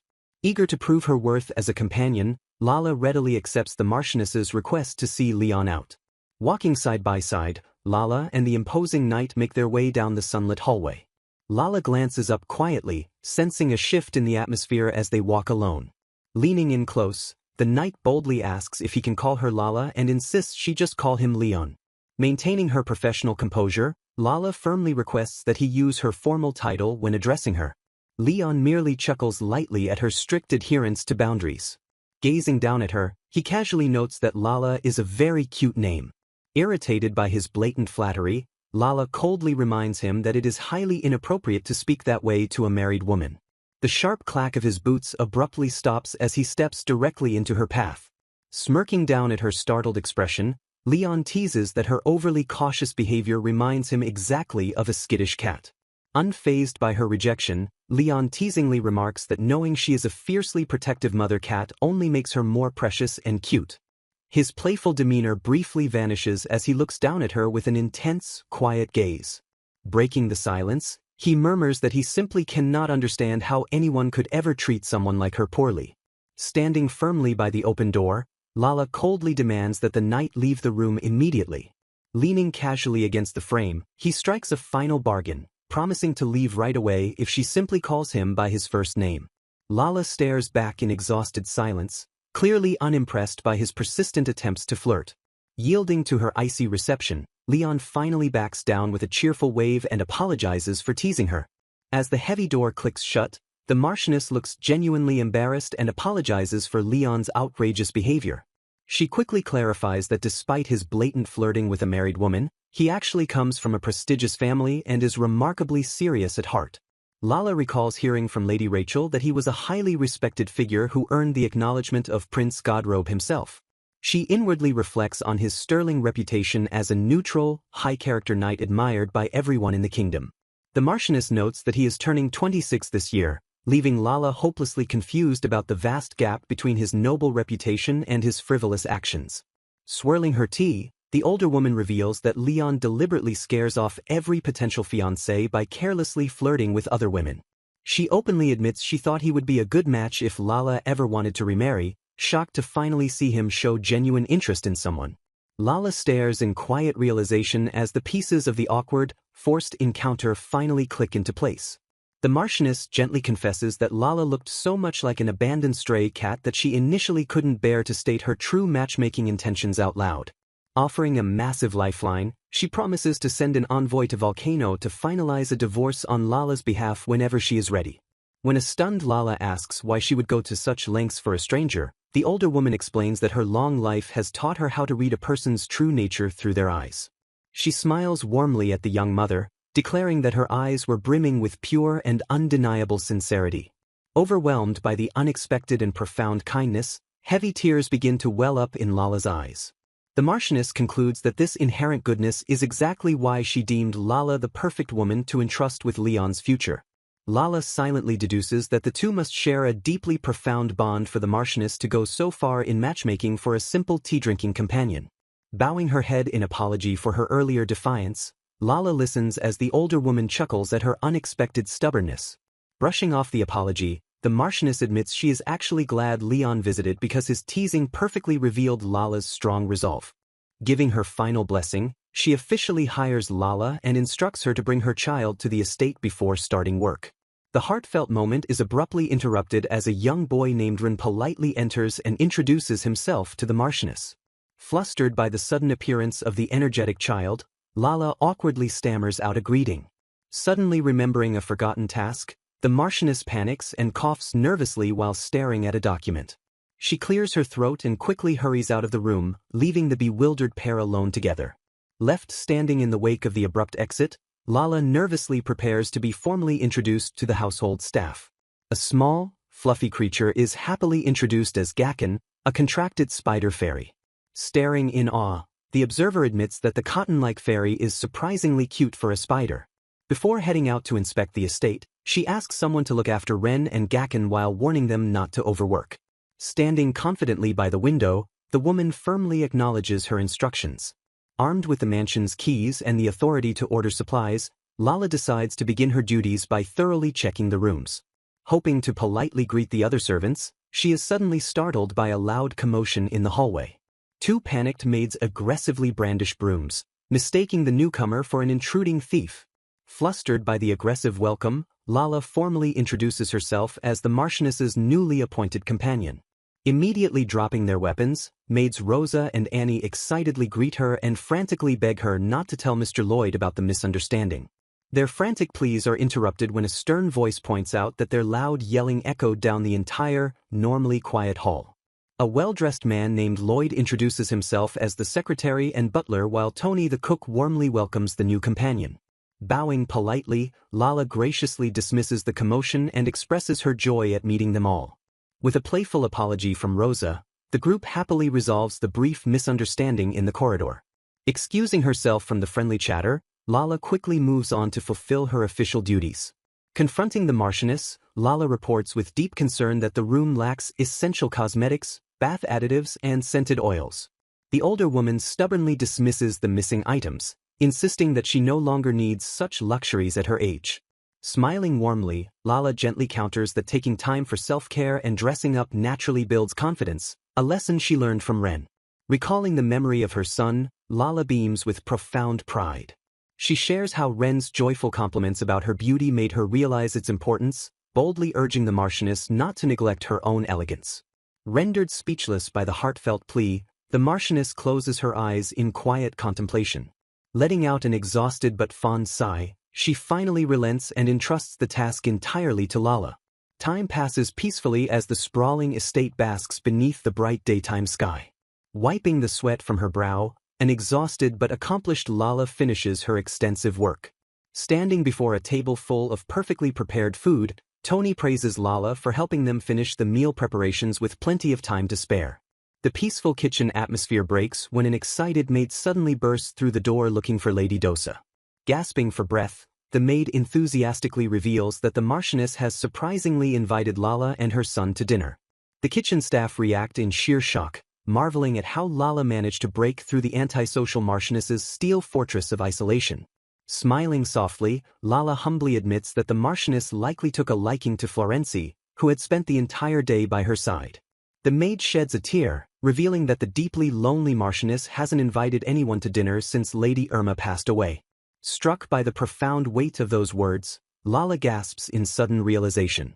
A nervous maid fiercely scolds her co-worker for mentioning Lady Irma, reminding her that Mr. Lloyd strictly forbade it. Realizing the gravity of her slip, the other maid notes that bringing up the Marchioness's deceased granddaughter is likely considered taboo in the household. Smiling warmly, Lala promises the anxious maids that she will not breathe a word of their secret to anyone. Relieved, the maids gratefully offer to take Lala's apron and handle the food plating so she can join her waiting son in the dining room. Meanwhile, an energetic Florenzi cheerfully regales the Marchioness with the tale of their grand adventure traveling on a massive ship. Peeking nervously through the slightly open dining room door, Lala watches the interaction with bated breath.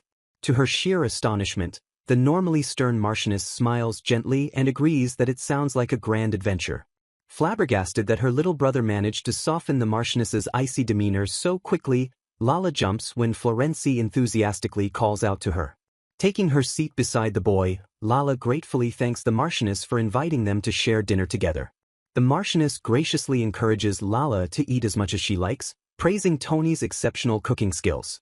Lively voices echo from the warmly lit mansion into the night sky as they cheerfully dig into their meal together. Later that evening, an exhausted Lala reflects that the whirlwind of a day has finally come to a peaceful end. Sitting quietly beside her sleeping brother, she gazes down at him and solemnly realizes that this child's existence truly saved her. Though she had worried about him adjusting to their new environment, she proudly admits that he is far stronger and more lovable than she ever imagined. Determined to secure their future, she vows to work hard and earn the Marchioness's favor instead of permanently relying on Florenzi's natural charm. However, A heavy sigh escapes her lips as she thinks about the one unpredictable person whose behavior she simply cannot control. The imposing image of Lord Manchufel immediately flashes through her weary mind. She takes solace in the fact that her disguise as a married mother successfully prevented the Marchioness from pushing arranged marriages onto her. Baffled by his sudden interest, she concludes that Manchufel's perception of the world must be completely warped if he genuinely finds her skittish behavior cute. Shaking off the memory of their first fateful meeting, she firmly decides to banish him from her thoughts and focus entirely on guiding her brother toward a bright future. The next morning dawns brightly as a fairy cheerfully attempts to wake a sleepy Florenzi for breakfast. The energetic little spider fairy bounces enthusiastically on the bed covers to rouse the slumbering boy. Meanwhile, Lala diligently pushes a loaded dining cart down the hallway, hoping the Marchioness will have an appetite this morning. Stepping smoothly into the room, Lala politely wishes her employer a good morning. Offering a warm and respectful smile, she stands ready to begin her daily duties as a companion. Noticing the older woman's surprise at the food cart, Lala gently asks if she would like to eat some breakfast. The Marchioness politely declines the offer, apologizing and explaining that she simply cannot stomach heavy food so early in the day. Anticipating this exact response, Lala reveals she prepared light, traditional churros from Volcano Land while Florenzi looks up with irresistible, teary puppy dog eyes. Completely defeated by the little boy's devastatingly cute expression, the Marchioness sighs softly and gives in to sharing the meal. Beaming with pure joy, Florenzi brightens the entire room as he cheerfully wishes the Marchioness a wonderful morning. Ren enthusiastically announces that he is looking forward to the super delicious churros his mother makes, cheerfully greeting the Marchioness. Holding a churro up with a bewildered expression, Ren asks Lala how he is supposed to eat it without a knife. Smiling gently, Lala picks up her own churro and assures him that it is quite simple. She demonstrates the proper method by dipping the golden pastry directly into her warm cup of coffee. With a delighted smile, she takes a delicate bite of the soaked treat. The Marchioness and Ren watch in astonishment, quickly realizing the casual dipping method is exactly how it is meant to be eaten. Ren takes a joyful bite and loudly declares the treat to be absolutely delicious, bringing a bright smile to Lala's face. The Marchioness politely offers some salad, soup, and a boiled egg to ensure the boy gets a balanced and nutritious breakfast. Ren excitedly accepts the healthy additions, leaving his mother to sigh in mild exasperation at his endless appetite. From that warm morning onward, a series of comfortable and peaceful days begin to pass at the estate. As time flows by, Ren remains full of vibrant energy while the Marchioness visibly grows healthier and more lively by the day. Meanwhile, Lala quietly enjoys the tranquility, immensely relieved that the overly flirtatious Lord Manchufel has stopped showing up. Her peace is instantly shattered when Leon suddenly appears out of nowhere and cheerfully greets her. He flashes her a dazzling, confident smile that completely catches her off guard. Ignoring her frantic protests, Leon effortlessly carries a massive stack of linens, noting that it is the staff's day off. He smoothly guides her toward the linen room, gently teasing her about whether a lady's companion should really be doing heavy lifting. They walk side by side through the vibrant courtyard. Walking beside him, Lala happily admits that even during her harshest days, caring for the wonderful-smelling linens was the one chore she truly loved. Leon dramatically jokes that he wants to be buried in linen when he dies, prompting Lala to scold him for saying such scary things. Apologizing with a light-hearted chuckle, he offers to escort her to the study where the Marchioness is currently spending her time. Strolling through the sunlit garden, Leon marvels at how much strength the older woman has regained, noting she is even tutoring Ren and planning a museum trip. He confesses that he previously viewed the Marchioness as a withered old tree trapped in a conservatory. Lala quietly reflects on this, remembering that Lady Rachel and Rosa had shared similar concerns about the matriarch's fading spirit. Leon somberly explains that for 3 years following the loss of her beloved granddaughter Irma, the Marchioness had lived like a ghost, simply waiting to die. Looking away with a sad smile, he admits he was terrified she would completely wither away if he didn't constantly visit and keep watering her. Struck by his hidden depth and genuine care, Lala realizes that Leon is far more than just a noisy, frivolous flirt. He warmly credits Lala for the miraculous 10-day recovery of the Marchioness's health and spirit. Blushing modestly, Lala quickly redirects the praise, insisting that it was actually Ren's bright presence that gave the older woman new strength. Leon playfully counters that Lala's stubborn refusal to take his hand back then, choosing instead to work by the Marchioness's side, is the true reason for the miracle. Thoroughly flustered by the compliment, Lala groans that his teasing only makes her sound like a hopelessly stubborn woman. Bursting into the room with a cheerful greeting, Leon startles Lala as young Ren happily runs toward him while calling for his mother. Looking down at the little boy with mild surprise, Leon gently asks if he is Lala's son. Introducing himself as Rendosa, the boy laughs joyfully as Leon playfully lifts him high into the air. While the Marchioness sharply scolds Leon, a bewildered Lala watches the happy exchange, silently wondering if lifting a child like that is normal since she lacks the strength to do it herself. The Marchioness firmly demands that Leon stop picking Ren up as if he were a mere toddler. Reminding them that Ren is in the middle of his gentlemanly education, the Marchioness orders Leon to stop, though he playfully whispers to the boy that they will do it again later. Gently leading Ren out of the room so the adults can talk privately, Lala feels deep gratitude toward the Marchioness for teaching her son both academics and proper manners. Before they can leave, both Leon and the Marchioness urgently call out for them to wait. To their surprise, Lala and Ren are invited to stay and share a lavish afternoon tea with the two nobles. Beaming with innocent pride, Ren enthusiastically offers Lord Manchufel some of the cookies his mother freshly baked. Smiling warmly at the boy's excitement, Leon happily agrees that Ren's mother must be an excellent cook. Blushing intensely behind her teacup, a highly embarrassed Lala notes how Leon usually acts so proper and formal around Florenci. Oblivious to his mother's frantic embarrassment, Ren cheerfully reveals that they eat homemade churros with jam or caramel every 3 days and notes that even the strict Marchioness loves them. Delighted by the sweet invitation, Leon happily agrees to come over and try the famous churros while continuing to praise the delicious cookies. Leon casually promises to visit sometime soon, completely ignoring the intense, warning glare the Marchioness shoots in his direction. Retracting his previous vague statement, Leon boldly declares he will drop by before work tomorrow morning, though he quickly notices Lala's visibly troubled expression. When an excited Ren asks if he is truly coming tomorrow, the nobleman smiles brightly and tells the boy to drop the formalities and just call him Uncle Leon. Staring thoughtfully at the handsome knight, Ren innocently rejects the title of uncle, deciding instead to call him Big Brother Leon because of his youthful appearance. Touched by the sweet compliment, Leon softens his gaze and softly thanks the boy. Watching the two bond so effortlessly, a hesitant Lala observes their growing connection in quiet contemplation. As Leon affectionately pats her son's head, Lala realizes that the lively nobleman has quickly become an incredibly important figure in young Ren's life. True to his bold word, Leon arrived early the very next morning, happily devoured the promised churros, and then vanished as quickly as the wind. Staring at the empty doorway, Lala marvels at how the busy knight went out of his way just to visit them, concluding that he is still a profoundly mysterious person. Later in the study, Lala politely approaches the Marchioness with a silver tray to present the newly sorted Daily Mail.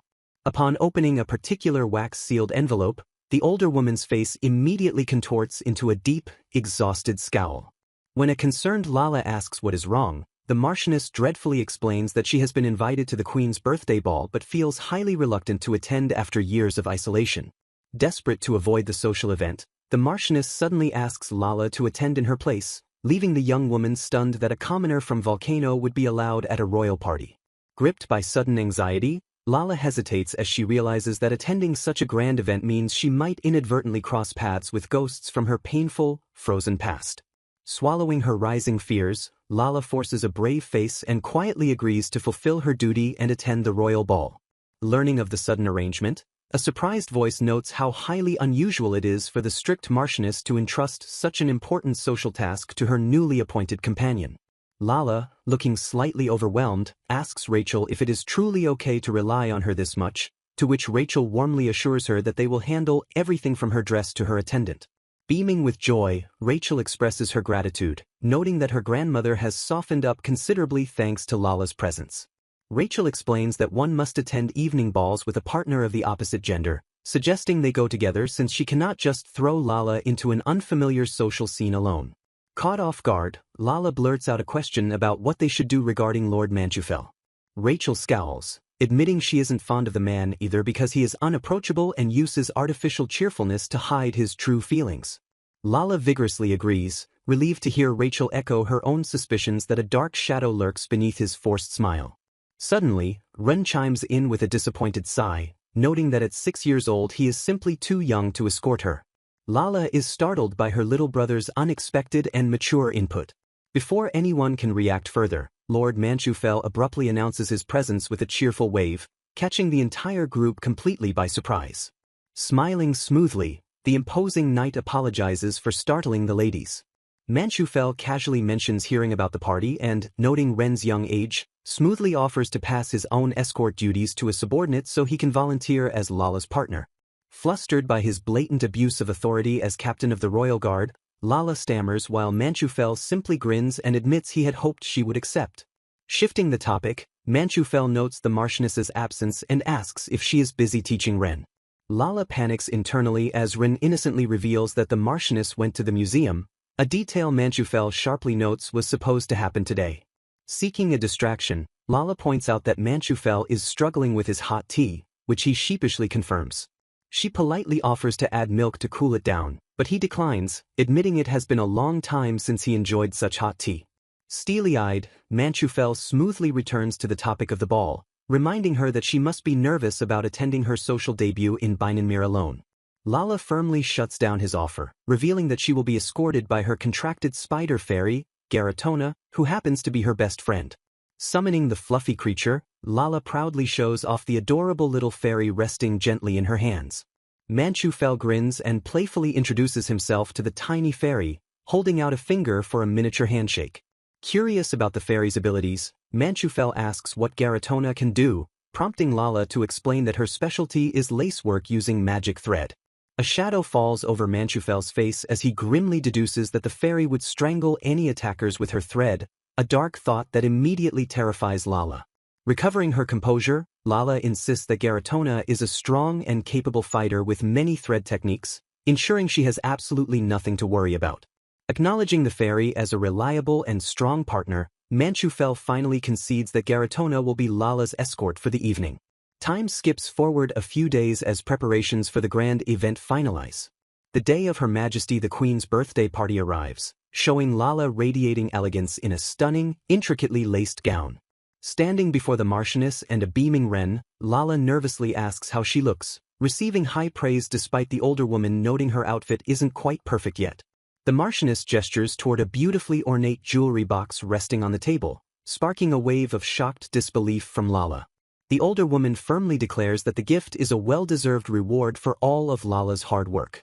Flustered and overwhelmed, Lala frantically tries to politely refuse the precious item, but the Marchioness sharply glares her down and forces her to gratefully accept the wonderful gift. The Marchioness firmly states that as her representative, Lala must look impeccable so no one questions her taste. Reminding her that first impressions are crucial in noble society, the older woman instructs Lala to turn around for an inspection. Ignoring Lala's flustered protests, she steps forward and insists on putting the necklace on her personally. Feeling deeply grateful for the generous gesture, Lala softly thanks her. A quiet, poignant moment passes between them as their eyes meet affectionately in the reflection. Noticing the older woman's sudden stillness, Lala gently calls out to the Marchioness in concern. Blinking away her daze, the Marchioness quickly apologizes and brushes away a stray tear. She wistfully admits that for a fleeting moment, Lala looked exactly like her late granddaughter Irma. Lala suddenly realizes that dressing her in jewelry might have given the grieving woman a chance to experience the Binanmere tradition of sending a bride off. Knowing it is usually frowned upon to blur the lines of grief, the Marchioness nevertheless pleads with Lala to call her grandmother just once. Willingly accepting the role to provide comfort, Lala gives a warm farewell and affectionately calls her grandmother. Looking radiant and proud, Lala smiles brightly as the older woman lovingly bids her to take care. The Marchioness offers words of encouragement, confidently assuring Lala that she will do just fine despite the difficult journey ahead. They share a tender, lingering handhold to seal their profound new bond. Overwhelmed with relief, the older woman sincerely thanks Lala for lifting a heavy weight from her sorrowful heart. With a cheerful nod and renewed confidence, Lala prepares to truly set off. Looking elegant and fully prepared, she turns with a bright smile to begin her journey. A cheerful new maid named Nina introduces herself politely. Lala internally notes that this woman is the companion assigned by the Marchioness to escort her to the upcoming party. Nina offers a warm, respectful greeting as they finally meet face to face. As their carriage rolls forward, Leon remarks that Lala has entered noble society during an incredibly fraught time. Seated across from her in the carriage, he begins explaining the rising, dangerous tension between the Queen's faction and the royal concubines' faction. He details that 47-year-old Queen Sabine, originally from Frandane, is the mother of the 26-year-old Crown Prince Engelbert. He then introduces her rival, royal concubine Carina von Graunorn, who became the king's consort at 18 and has an 8-year-old son named Prince Leonard. Providing vital historical context, Leon explains that 10 years ago the king was left devastated and bedridden after the tragic loss of his favorite concubine. Ironically, it was Queen Sabine who personally selected Carina to console the grieving king, leading to a temporarily peaceful relationship. The fragile peace shattered completely when the king enraged the queen by granting succession rights to Carina's young son. Leon concludes that the king's broken marriage and excessive favoritism toward Carina have made her faction slightly stronger, jeopardizing the kingdom's stability. He trails off thoughtfully, noting that the king attempted to rectify the dangerous imbalance but ran into severe complications. Noticing his sudden, heavy silence, Lala prompts the knight with a concerned and attentive gaze. Rumors circulate that the king has surprisingly granted succession rights to the daughter of his late beloved concubine. A devastated man bows his head in profound sorrow as a young girl silently watches from behind a nearby curtain. Analyzing the situation, a woman notes that breaking the tradition of denying royal women succession rights was likely a calculated move to justify Prince Leonard's claim. Smirking with confident malice, a man remarks that this unprecedented move has fully cemented a terrifying factional divide within the royal court.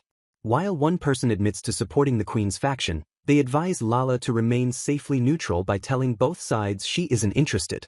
A horse-drawn carriage speeds heavily along the cobblestone path toward its grand destination. Riding inside, a nervous girl wonders aloud if she can successfully fulfill her duty as the Marchioness's representative without causing any humiliating issues. Seeking comfort in the stressful moment, she gently pets her small companion and earnestly tells Gaken she is counting on him. Flustered by her lack of political knowledge, she admits her deep confusion about the court factions to a concerned attendant. The attendant helpfully explains that faction members wear specific symbols, such as white feathers for the queen or pewter accessories for Lady Carina. She further advises the anxious girl to stick close to the neutral faction led by Prince Godrobe, who strongly advocates for an end to the ongoing conflict. Surprised by the familiar name, the girl wonders if Sir Manchufel joined the neutral faction specifically to guard Prince Godrobe. Confirming the assumption, the attendant grimly details the mutual assassination paranoia surrounding the royal heirs, noting that the dire situation shows no signs of improvement. Changing the subject, the girl learns that Lady Carina's son, Prince Leonard, is currently sitting second in line for the throne.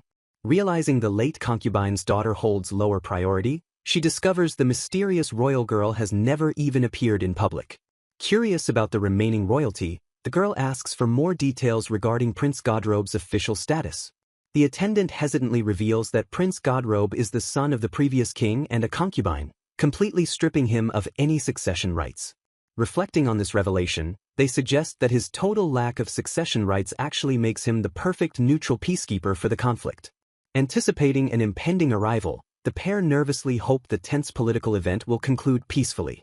Suddenly, an aggressive woman confronts the protagonist, viciously accusing her of being a sly fox who manipulated the Marchioness of Falkenhayn. As the attacker is identified as Lady Liza of Dorstad, the shocked protagonist recoils from the unexpected and venomous insult. Lady Liza points an accusatory fan at her jewelry, furiously claiming she exploited a noble's weakness to acquire the expensive pearls. The protagonist stammers a defense, but learns Liza is enraged because she had intended to buy those exact mermaid's tear pearls as a gift for the queen. Blinded by petty jealousy, Liza violently threatens to rip the pearl necklace right off the protagonist's throat if she makes one more excuse. The hostile confrontation is abruptly halted by a booming announcement declaring that His Majesty the King has finally arrived. The surrounding crowd erupts in scandalized gasps as they witness the king affectionately arriving alongside Lady Carina on the queen's own birthday. The grand ballroom falls into a tense, whispering hush as the attendees quickly process the undeniably shocking entrance. Catching her breath amidst the overwhelming drama, the protagonist softly reassures her worried pet that she is perfectly fine. Another dramatic announcement shatters the lingering murmurs, loudly heralding the unexpected arrival of His Highness Prince Godrobe. A serious-looking man enters the fray, his sharp gaze quietly surveying the chaotic political battlefield unfolding before him. A hush falls over the crowd as Prince Godrobe and the imposing Sir Manchufel make their grand entrance. Watching Manchufel's smooth demeanor, Lala silently wishes he would act more straightforwardly as whispers spread about the room growing lively before the Queen's arrival. The scene shifts to the elegant, sprawling balconies where the nobility gather in anticipation. Murmurs ripple through the guests as they wonder if Prince Godrobe is presenting himself as the concubine's new partner to separate the king and Karina without a direct confrontation. The onlookers suspect he is strategically defusing the tension before the Queen arrives to shield the king from looking bad. Suddenly, a booming voice announces the grand arrival of Her Majesty the Queen. Standing beside the Queen is Crown Prince Engelbert, whose serene, moon-like beauty sharply contrasts with Manchufel's sun-like presence. Lala stares at the royal couple, her face tightening with barely concealed disgust. Repulsed by their fake display of harmony, she is suddenly snapped out of her thoughts when an anxious Nina asks if she is all right. Relieved that Lala had retreated to a safe place earlier, Nina breathes a sigh of comfort. Nina apologizes for not intervening earlier, explaining that the other woman was a duke's daughter whose superior rank made any provocation dangerous. Brushing off the concern with a gentle smile, Lala smoothly shifts the topic and asks if she can proceed to greet Her Majesty. She reasons internally that there shouldn't be any major issues since Nina, a member of the Queen's faction, is introducing her. Steeling her nerves, Lala concludes that her duties for the day will be perfectly wrapped up once this formal greeting is over. Bowing with practiced elegance, she introduces herself as Lala Dosa, the official representative of the Marchioness of Falkenhayn. The Queen looks down with a calm expression, acknowledging that the Marchioness had already spoken highly of her. With an imperious tone, the regal monarch commands Lala to raise her head. Lifting her gaze, Lala is instantly paralyzed by the blinding sparkle of the Queen's emerald necklace. A wave of suffocating dread washes over her as she remembers identifying that exact piece of jewelry as evidence countless times in the timeline before her death. Dark memories surface of her transporting stolen goods for her uncle to a shady shop, with that specific Beinenmeer necklace standing out among the loot. She shudders as she recalls her own execution, a brutal consequence of the international scandal sparked by the necklace's theft. Snapping back to the present, she realizes with mounting horror that the necklace is currently safe because the catastrophic theft hasn't happened yet. Her mind races frantically as she wonders who will eventually steal the precious artifact and how they will manage to take it directly from the Queen. A sharp gasp escapes her lips as the weight of this impending disaster truly sinks in. Completely oblivious to Lala's internal panic, the Queen smoothly instructs her to tell the Marchioness to visit the court soon. Forcing a polite smile, Lala agrees to deliver the message, determined to flawlessly fulfill her role as a representative despite her terror. Turning away from the royal audience, she is gently stopped when Nina calls out her name. Noticing Lala's pale face, Nina worriedly asks if she is okay, prompting Lala to brush it off as simple nervousness from the royal greeting. Taking a deep breath to steady her shaking hands, Lala turns and warmly thanks Nina for her invaluable help. Assuring her friend that she is perfectly fine, Lala urges Nina to go enjoy the party while she quietly slips away to return to the Marquis's estate. A noblewoman pleasantly suggests they have proper tea together soon, an invitation Lala calmly accepts. Walking away down the corridor, Lala feels utterly exhausted and notes that merely seeing the Queen's necklace completely drained her energy. Just as she nears her designated break room, an angry voice suddenly shouts at her from behind. A haughty young noblewoman aggressively confronts her, accusing Lala of being incredibly rude for walking away while she was speaking. The furious girl continues her tirade, declaring it sheer arrogance for a commoner to dare greet Her Majesty the Queen. Suddenly stepping in to intercept the girl's raised fan, Leon smoothly warns her that violence in the royal palace is strictly forbidden. Ignoring the girl's sputtering outrage, the knight leans in and coldly demands to know exactly what made Lala's greeting so arrogant. Flustered by his intense intimidation, the girl defensively stammers that she was only pointing out obvious arrogance. Leon mockingly identifies her as Liza, the daughter of Duke Dorstad, while cruelly admitting he has no intention of actually remembering her name. Lowering his gaze with a chillingly calm expression, he prepares to deliver a harsh reality check. He severely reminds the trembling girl that the woman she just picked a fight with is the official representative of the Marchioness. As Liza recoils in terror, Leon sneers that her own foolish behavior is what truly comes off as arrogant. Terrified by the knight's dark aura, the humiliated noblewoman frantically turns and flees down the hallway. Leon and Lala stand quietly together in the empty corridor as they watch the girls sprint away. Sighing at the ridiculous disaster, Leon lightly complains that it was rather rude of Liza to run away as if she had just seen a demon. Without warning, Lala's vision violently spins as she suddenly collapses toward the cold floor. Reacting with lightning speed, Leon shouts in alarm and lunges forward to catch her falling body. Plunged into a dark nightmare, Lala hears phantom voices demanding obedience and threatening her precious little brother. The traumatic flashback swirls with cruel accusations as a harsh voice shifts all the blame onto someone named Graciela. Trapped in her unconscious state, Lala tragically realizes that her own hopeless weakness was the root of all her suffering. Heavy tears stream down her face as she desperately wishes to become strong enough to repel the malice of others. Her heart sinks into deep despair, lamenting that despite her desperate wish for strength, she remains completely powerless. Waking up in a quiet room, Lala finds Leon watching over her as he gently advises her to rest. Still disoriented and confused about her whereabouts, she listens as he explains that she collapsed so suddenly they had to carry her to safety while Gakken secured her belongings. He softly relays the doctor's diagnosis, explaining that her collapse was likely caused by the severe psychological shock of seeing the Queen's necklace. Lala weakly tries to blame her fainting on the tension between the Queen and Lady Karina, but Leon perceptively suspects a deeper trigger. Inwardly panicking at his sharp intuition, Lala is immensely relieved when he decides to drop the heavy subject for the day. When she asks why he isn't guarding Prince Godrobe, Leon casually explains that both the prince and Lady Karina have already withdrawn to their private rooms. Lala quietly deduces that the prince likely convinced Karina to withdraw early just to avoid a disastrous encounter with the queen. Gazing at her with genuine concern, Leon softly warns Lala that she really shouldn't get too deeply involved in the dangerous politics of court society. Someone warmly advises Lala to surround herself with beautiful things from now on, urging her to eat delicious food until she's full and to wear lovely clothes while enjoying her days. Continuing the tender sentiment, the voice hopes that when the time eventually comes, Lala will be able to pass away gently. Confused by the sudden morbid turn, Lala stares in stunned silence and asks if he is joking. Unfazed, Sir Manchufel seriously questions if passing peacefully in one's sleep isn't a happy ending, prompting Lala to nervously ask why he suddenly jumped straight to the topic of death. Closing his eyes in solemn reflection, Manchufel explains that such a death is ideal because it holds absolutely no pain, suffering, or fear. Painting a vivid mental image, he playfully describes his perfect ending where a cute grandchild tries to wake up their sleepyhead grandpa, only to accidentally discover he has peacefully passed away. Smiling with genuine warmth, Lala gently breaks the morbid fantasy to thank Sir Manchufel for his help. Manchufel politely dismisses the gratitude, insisting instead that he is the one who now owes Lala a favor. When Manchufel playfully requests 5 dates as his reward, Lala quickly rejects him by reminding him she has a husband in Volcano Land, though she happily offers to make him churros anytime he visits.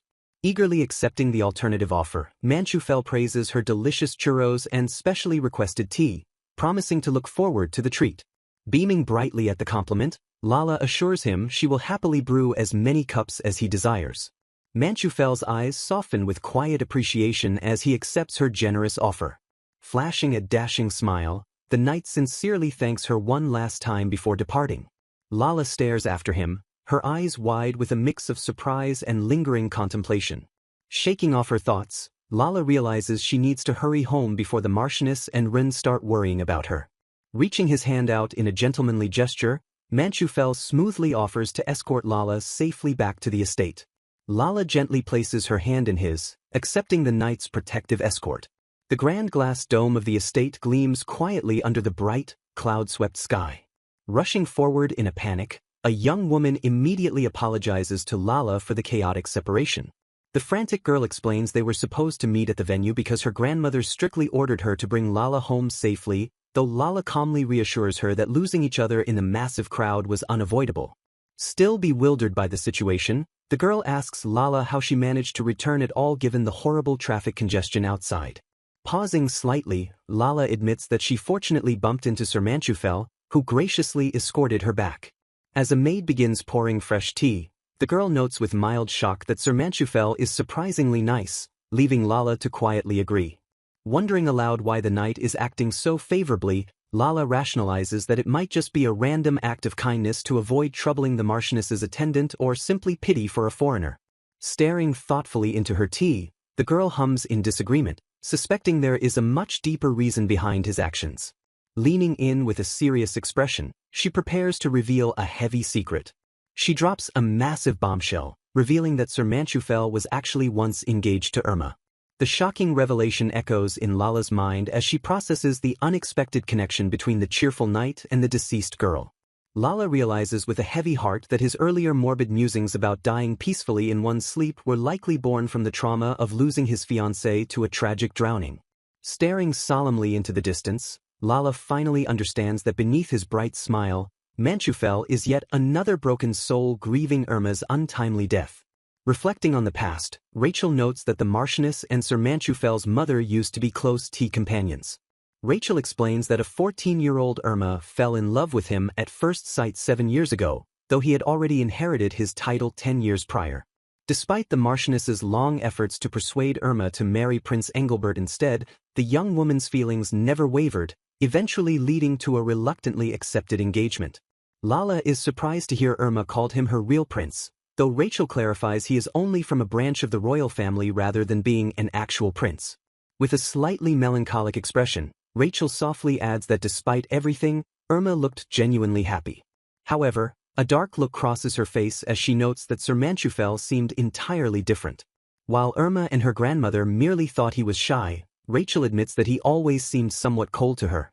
Rachel speculates that Irma's growing anxiety over her inability to bear children might have driven her to the lake that fateful night, wondering if his kindness could have saved her.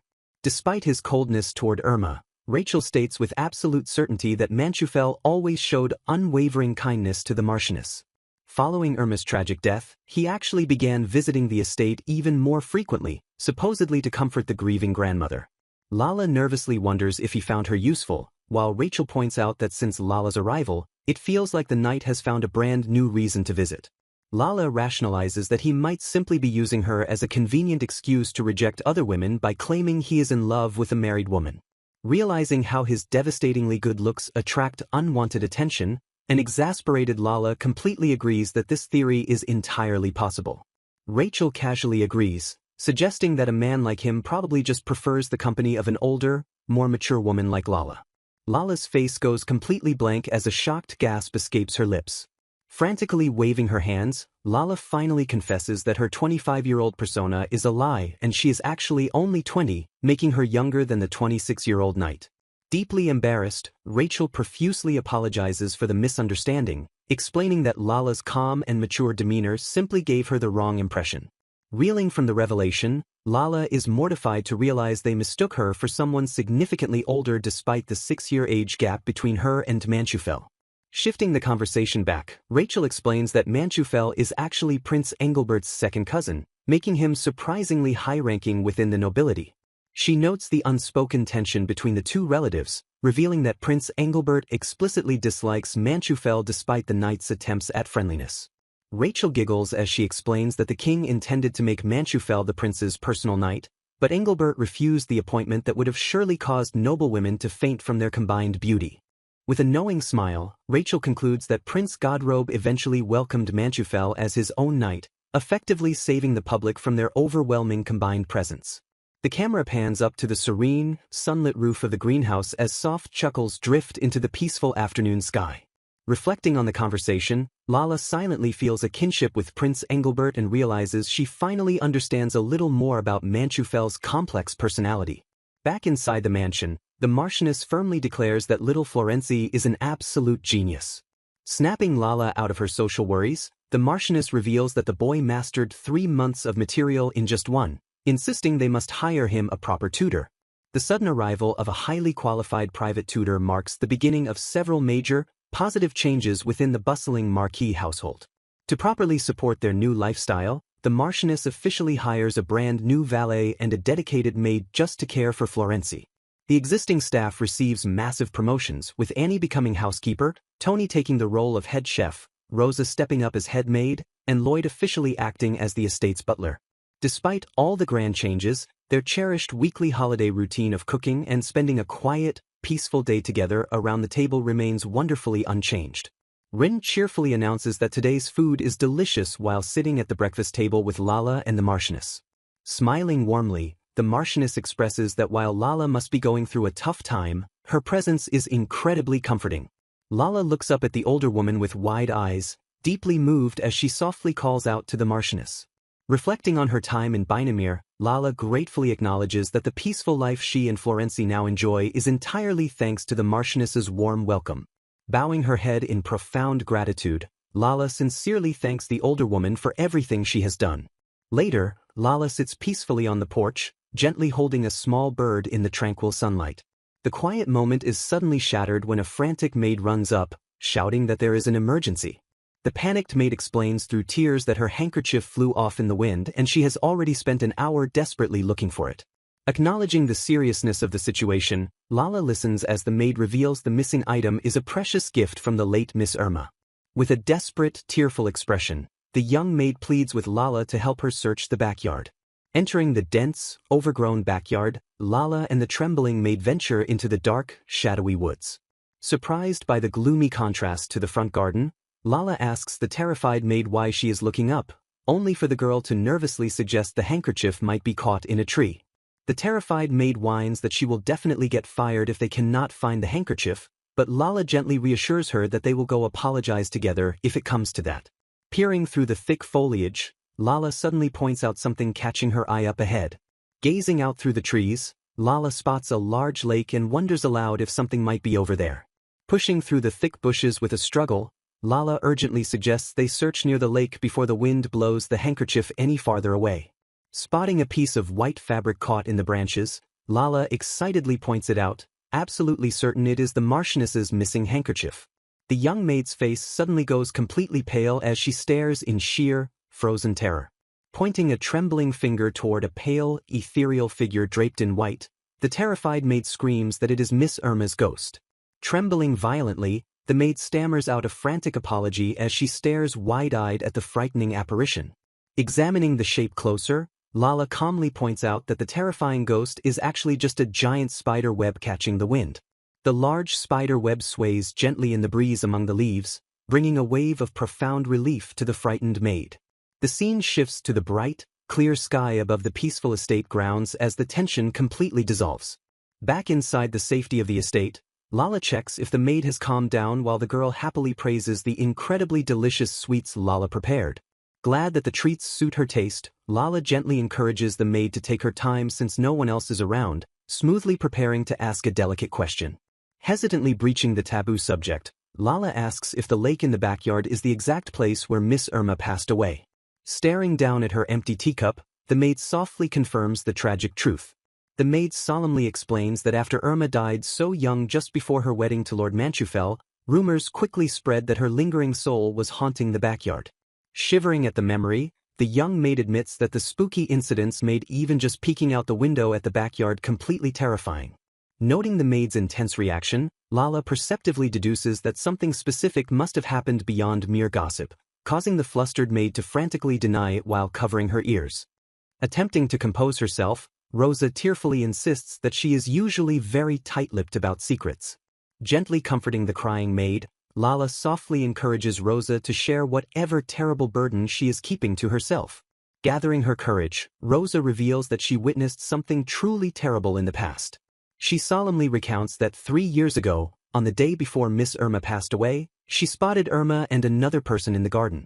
Hiding in the bushes, Rosa overheard Irma passionately confessing her love to Sir Manchufel.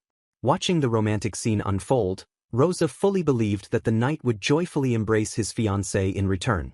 To her absolute shock, Rosa instead heard Sir Manchufel coldly reject Irma's feelings. The devastating rejection shattered Rosa's innocent assumption that the engaged couple were deeply in love. When Lala asks if anyone else knew, Rosa explains that the servants only noticed Irma becoming deeply depressed after that day. Tragically, Rosa never got the chance to tell anyone the truth because Irma went missing that very night and was later found dead by the butler. Although the knights ruled the drowning a tragic accident, Rosa tearfully confesses her lingering fear that a heartbroken Irma took her own life. Processing the dark revelation, Lala silently questions why Irma would wander alone at night into a creepy backyard lake that made her body so hard to find.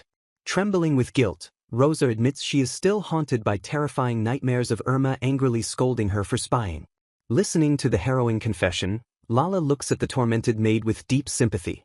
Gently consoling the distraught girl, Lala assures her that she shouldn't blame herself since nothing changes the tragic reality of Irma's death. Validating her immense pain, Lala warmly acknowledges that carrying such a heavy secret has been incredibly traumatic for Rosa. Finally freed from years of silent guilt, Rosa flashes a bright, tearful smile and realizes she had been carrying a massive burden. Meanwhile, in the sunny garden, Rin curiously points out a forgotten canteen sitting in a bucket of water while his mother observes something strange about it. The mother gently agrees that the canteen likely belongs to the gardener and suggests they leave it right where it is. Watching the floating canteen, a chilling realization suddenly strikes Lala regarding Irma's corpse floating in the lake. The young boy innocently observes that an empty vessel floats on water and wonders aloud if filling it would finally make it sink. Connecting the fatal dots, Lala realizes with horror that a drowning victim would swallow massive amounts of water and inevitably sink to the bottom. This terrifying physical contradiction leads Lala to the grim conclusion that Irma was already dead before her body was thrown into the lake. Trembling at the dark implication, Lala wonders if the beloved noblewoman was actually murdered. Noticing her sudden and pale silence, Rin looks up with concern and asks if something is wrong. Quickly masking her horrific epiphany, Lala forces a reassuring smile and tells the boy that everything is perfectly fine.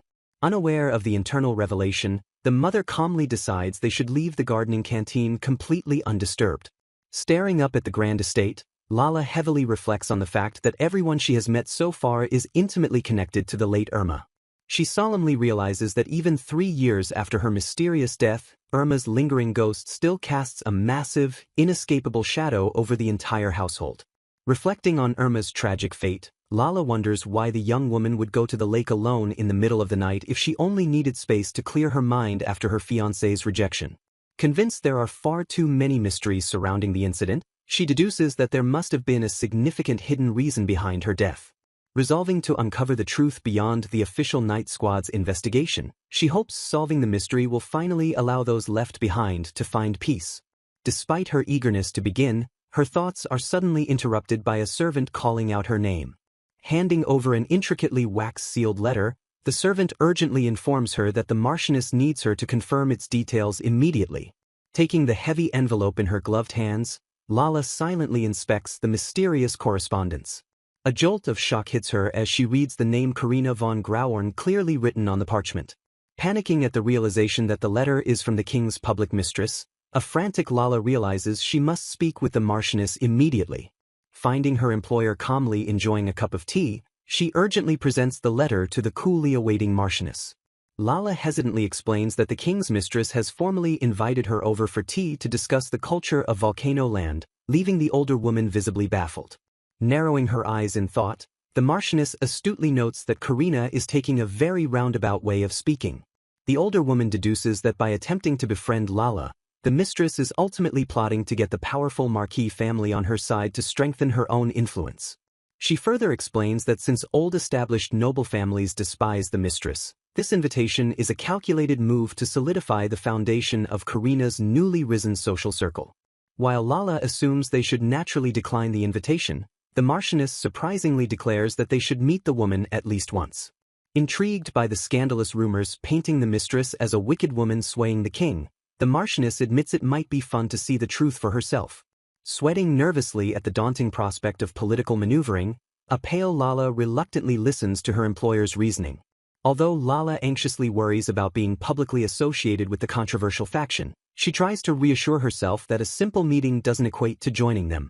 Steeling her resolve, she remembers the Marchioness's advice about the importance of seeing things with her own eyes and directly observing a person's true character.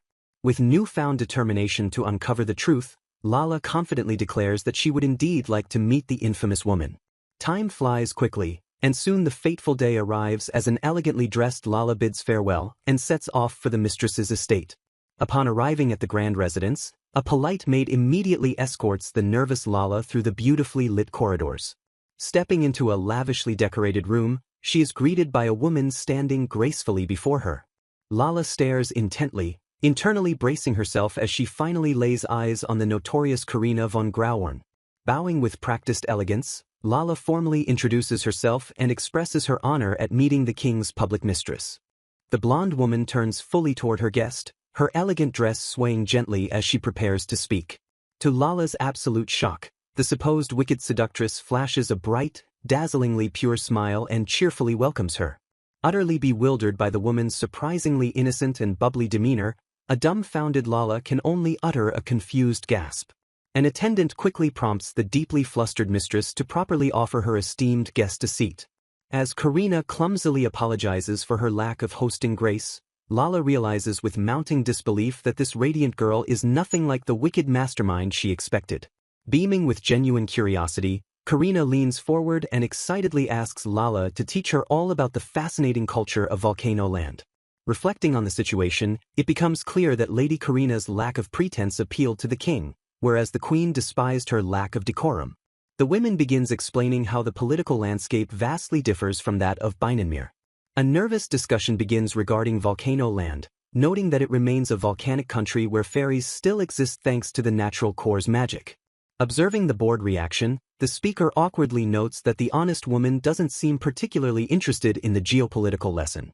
Shocked by being outright asked to choose a side, Lala listens as the noblewoman boldly invites her to join her faction. The noblewoman sweetens the deal by promising to make Lala her head lady-in-waiting and accept her son as Prince Leonard's study companion if she joins. Shifting the topic abruptly, the noblewoman inquires if Lala is familiar with Leon von Manchufel, the knight who frequently visits the Marquis estate. She sternly warns Lala that Leon is actually a dangerous pawn of an underground organization actively trying to bring down the Marquis house. Lala stammers in utter shock, overwhelmed by the sudden and severe allegations against the familiar knight. When Lala asks if Lord Manchufel truly has a hidden dark side, the noblewoman grimly confirms that he is indeed a very dangerous man. Leaning in closer, the noblewoman whispers a dark rumor that Leon arranged Lady Irma's death 3 years ago after she discovered a terrible secret. Lala stares wide-eyed in horror, internally distressed that she is once again hearing about Irma's tragic death even in the palace. Finding it hard to believe he is a murderer, Lala inwardly reasons that an illicit summons from Leon would certainly explain why Irma went to the backyard that night. The older woman carefully studies Lala's face and sharply asks if Lord Manchufel has been acting unusually kind to her recently. She coldly explains that Leon's cruel method involves showing a gentle face at first, only to turn ruthlessly cold once his target falls for him. Deepening the mystery, she reveals that the Manchufel name was recently fabricated to force entry into the royal family, despite Leon possessing genuine royal blood. Seizing upon Lala's fearful hesitation, the noblewoman firmly reiterates that this dangerous situation is exactly why Lala must choose her faction.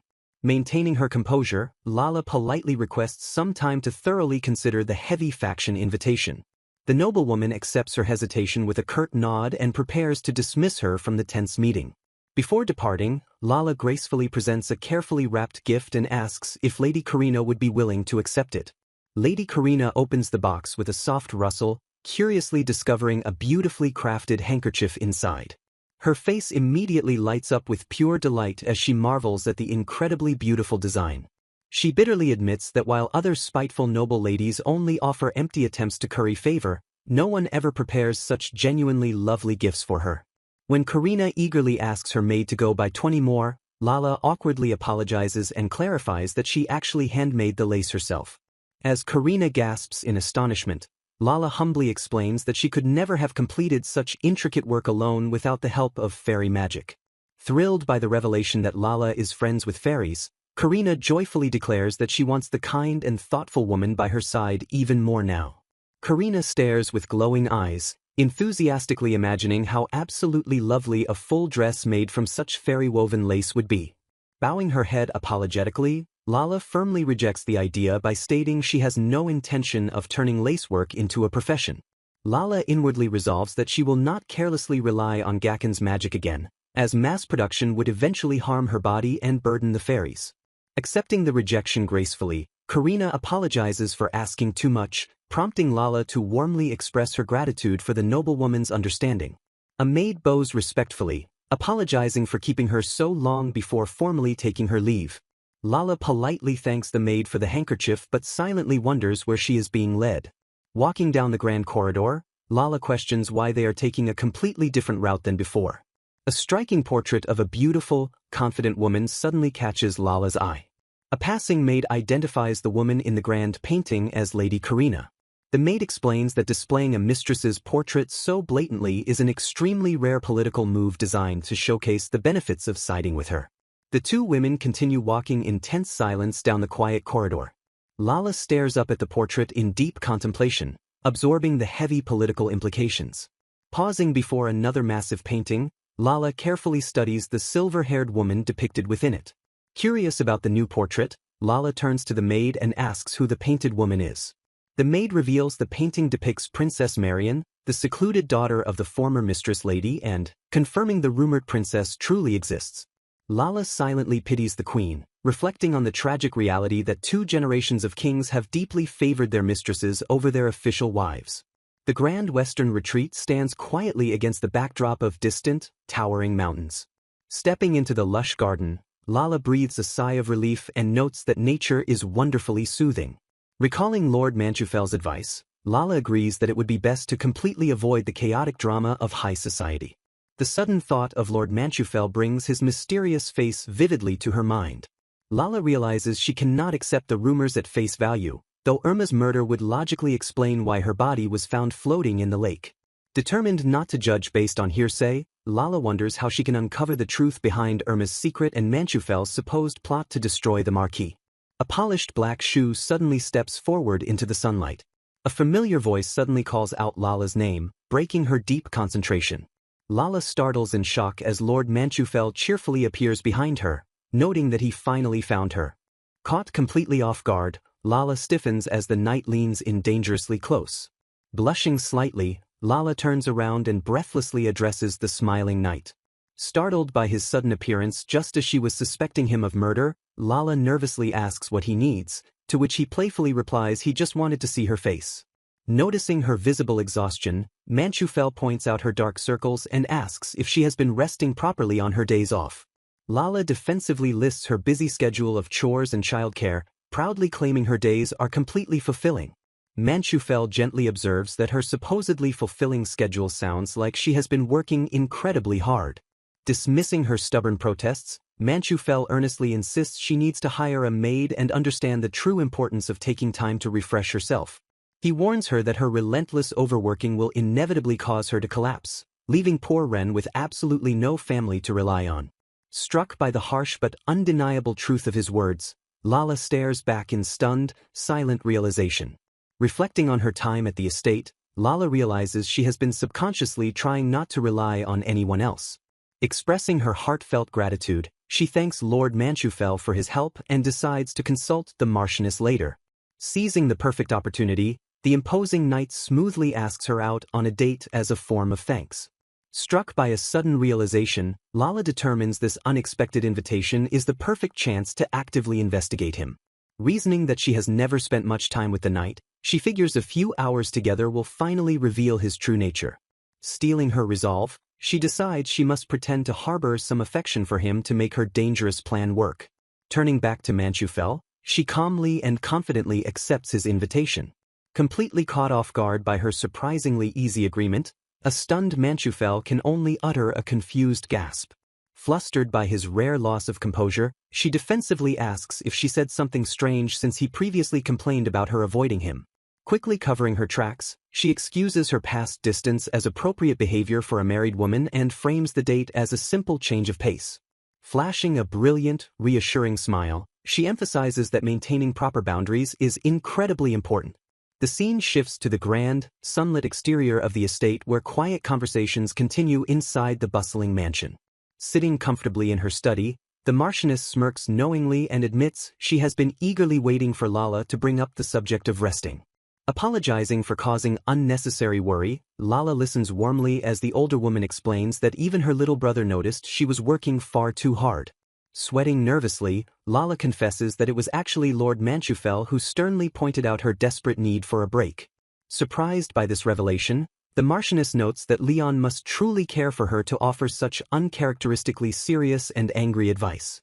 The older woman stares in absolute shock as Lala formally reports her bold decision to finally accept the knight's invitation for their next holiday. Internally securing a reliable safety net, Lala admits she heard unsettling rumors about Manchufel and wants the Marchioness on standby just in case her life is threatened.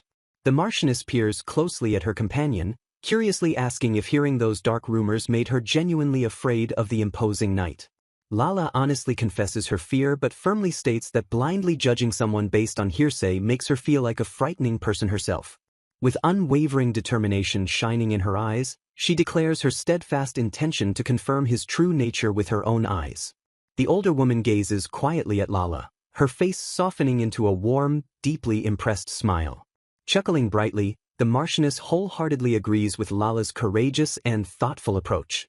The Marchioness urges caution, prompting Lala to confidently reassure her that her spider fairy is ready to string the knight up from a clock tower if he tries anything dangerous. Greatly amused by the viciously creative threat, the Marchioness highly praises Lala's excellent countermeasures. The long-awaited holiday finally arrives, marked by the sharp click of elegant heels stepping out for the momentous day. Radiating absolute elegance, Lala stands beautifully dressed in a sophisticated, intricately layered gown ready for her grand outing.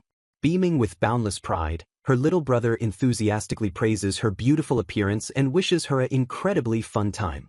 Brimming with unstoppable energy, the young boy cheerfully announces he is going to study hard while she is away. Watching her little brother march off so independently, Lala feels a sudden pang of loneliness, completely unaware that he is secretly crying tears of pure jealousy over her spending time with another man. Reflecting on her past, Lala nervously realizes that going out with a man like this is actually an entirely new experience for her. She recalls that her former fiancé Anthony only ever met her at home or parties, as they both viewed their arrangement as purely political and never attempted to deepen their relationship. Staring ahead, she grimly concludes that even if she had actually married him, she sincerely doubts she would have ever been happy. As a maid announces the carriage's arrival, a flustered Lala realizes there is no escaping now and frantically wonders how she should behave so Lord Manchufel doesn't grow suspicious of her supposed married status. Stepping out to the waiting carriage, she is greeted by a relieved Leon who admits he was actually worried she might stand him up. Staring at him incredulously, Lala questions if there are actually any women who would dare stand him up, prompting Leon to playfully admit he thought she specifically might be the exception. Flustered by his teasing, she quickly clarifies her words and firmly states that she would never do something as dishonest as abandoning an agreed-upon plan. Leon thoughtfully explains that while nobles normally leave childcare to nannies, he genuinely feared she would immediately cancel if Youngren suddenly fell ill.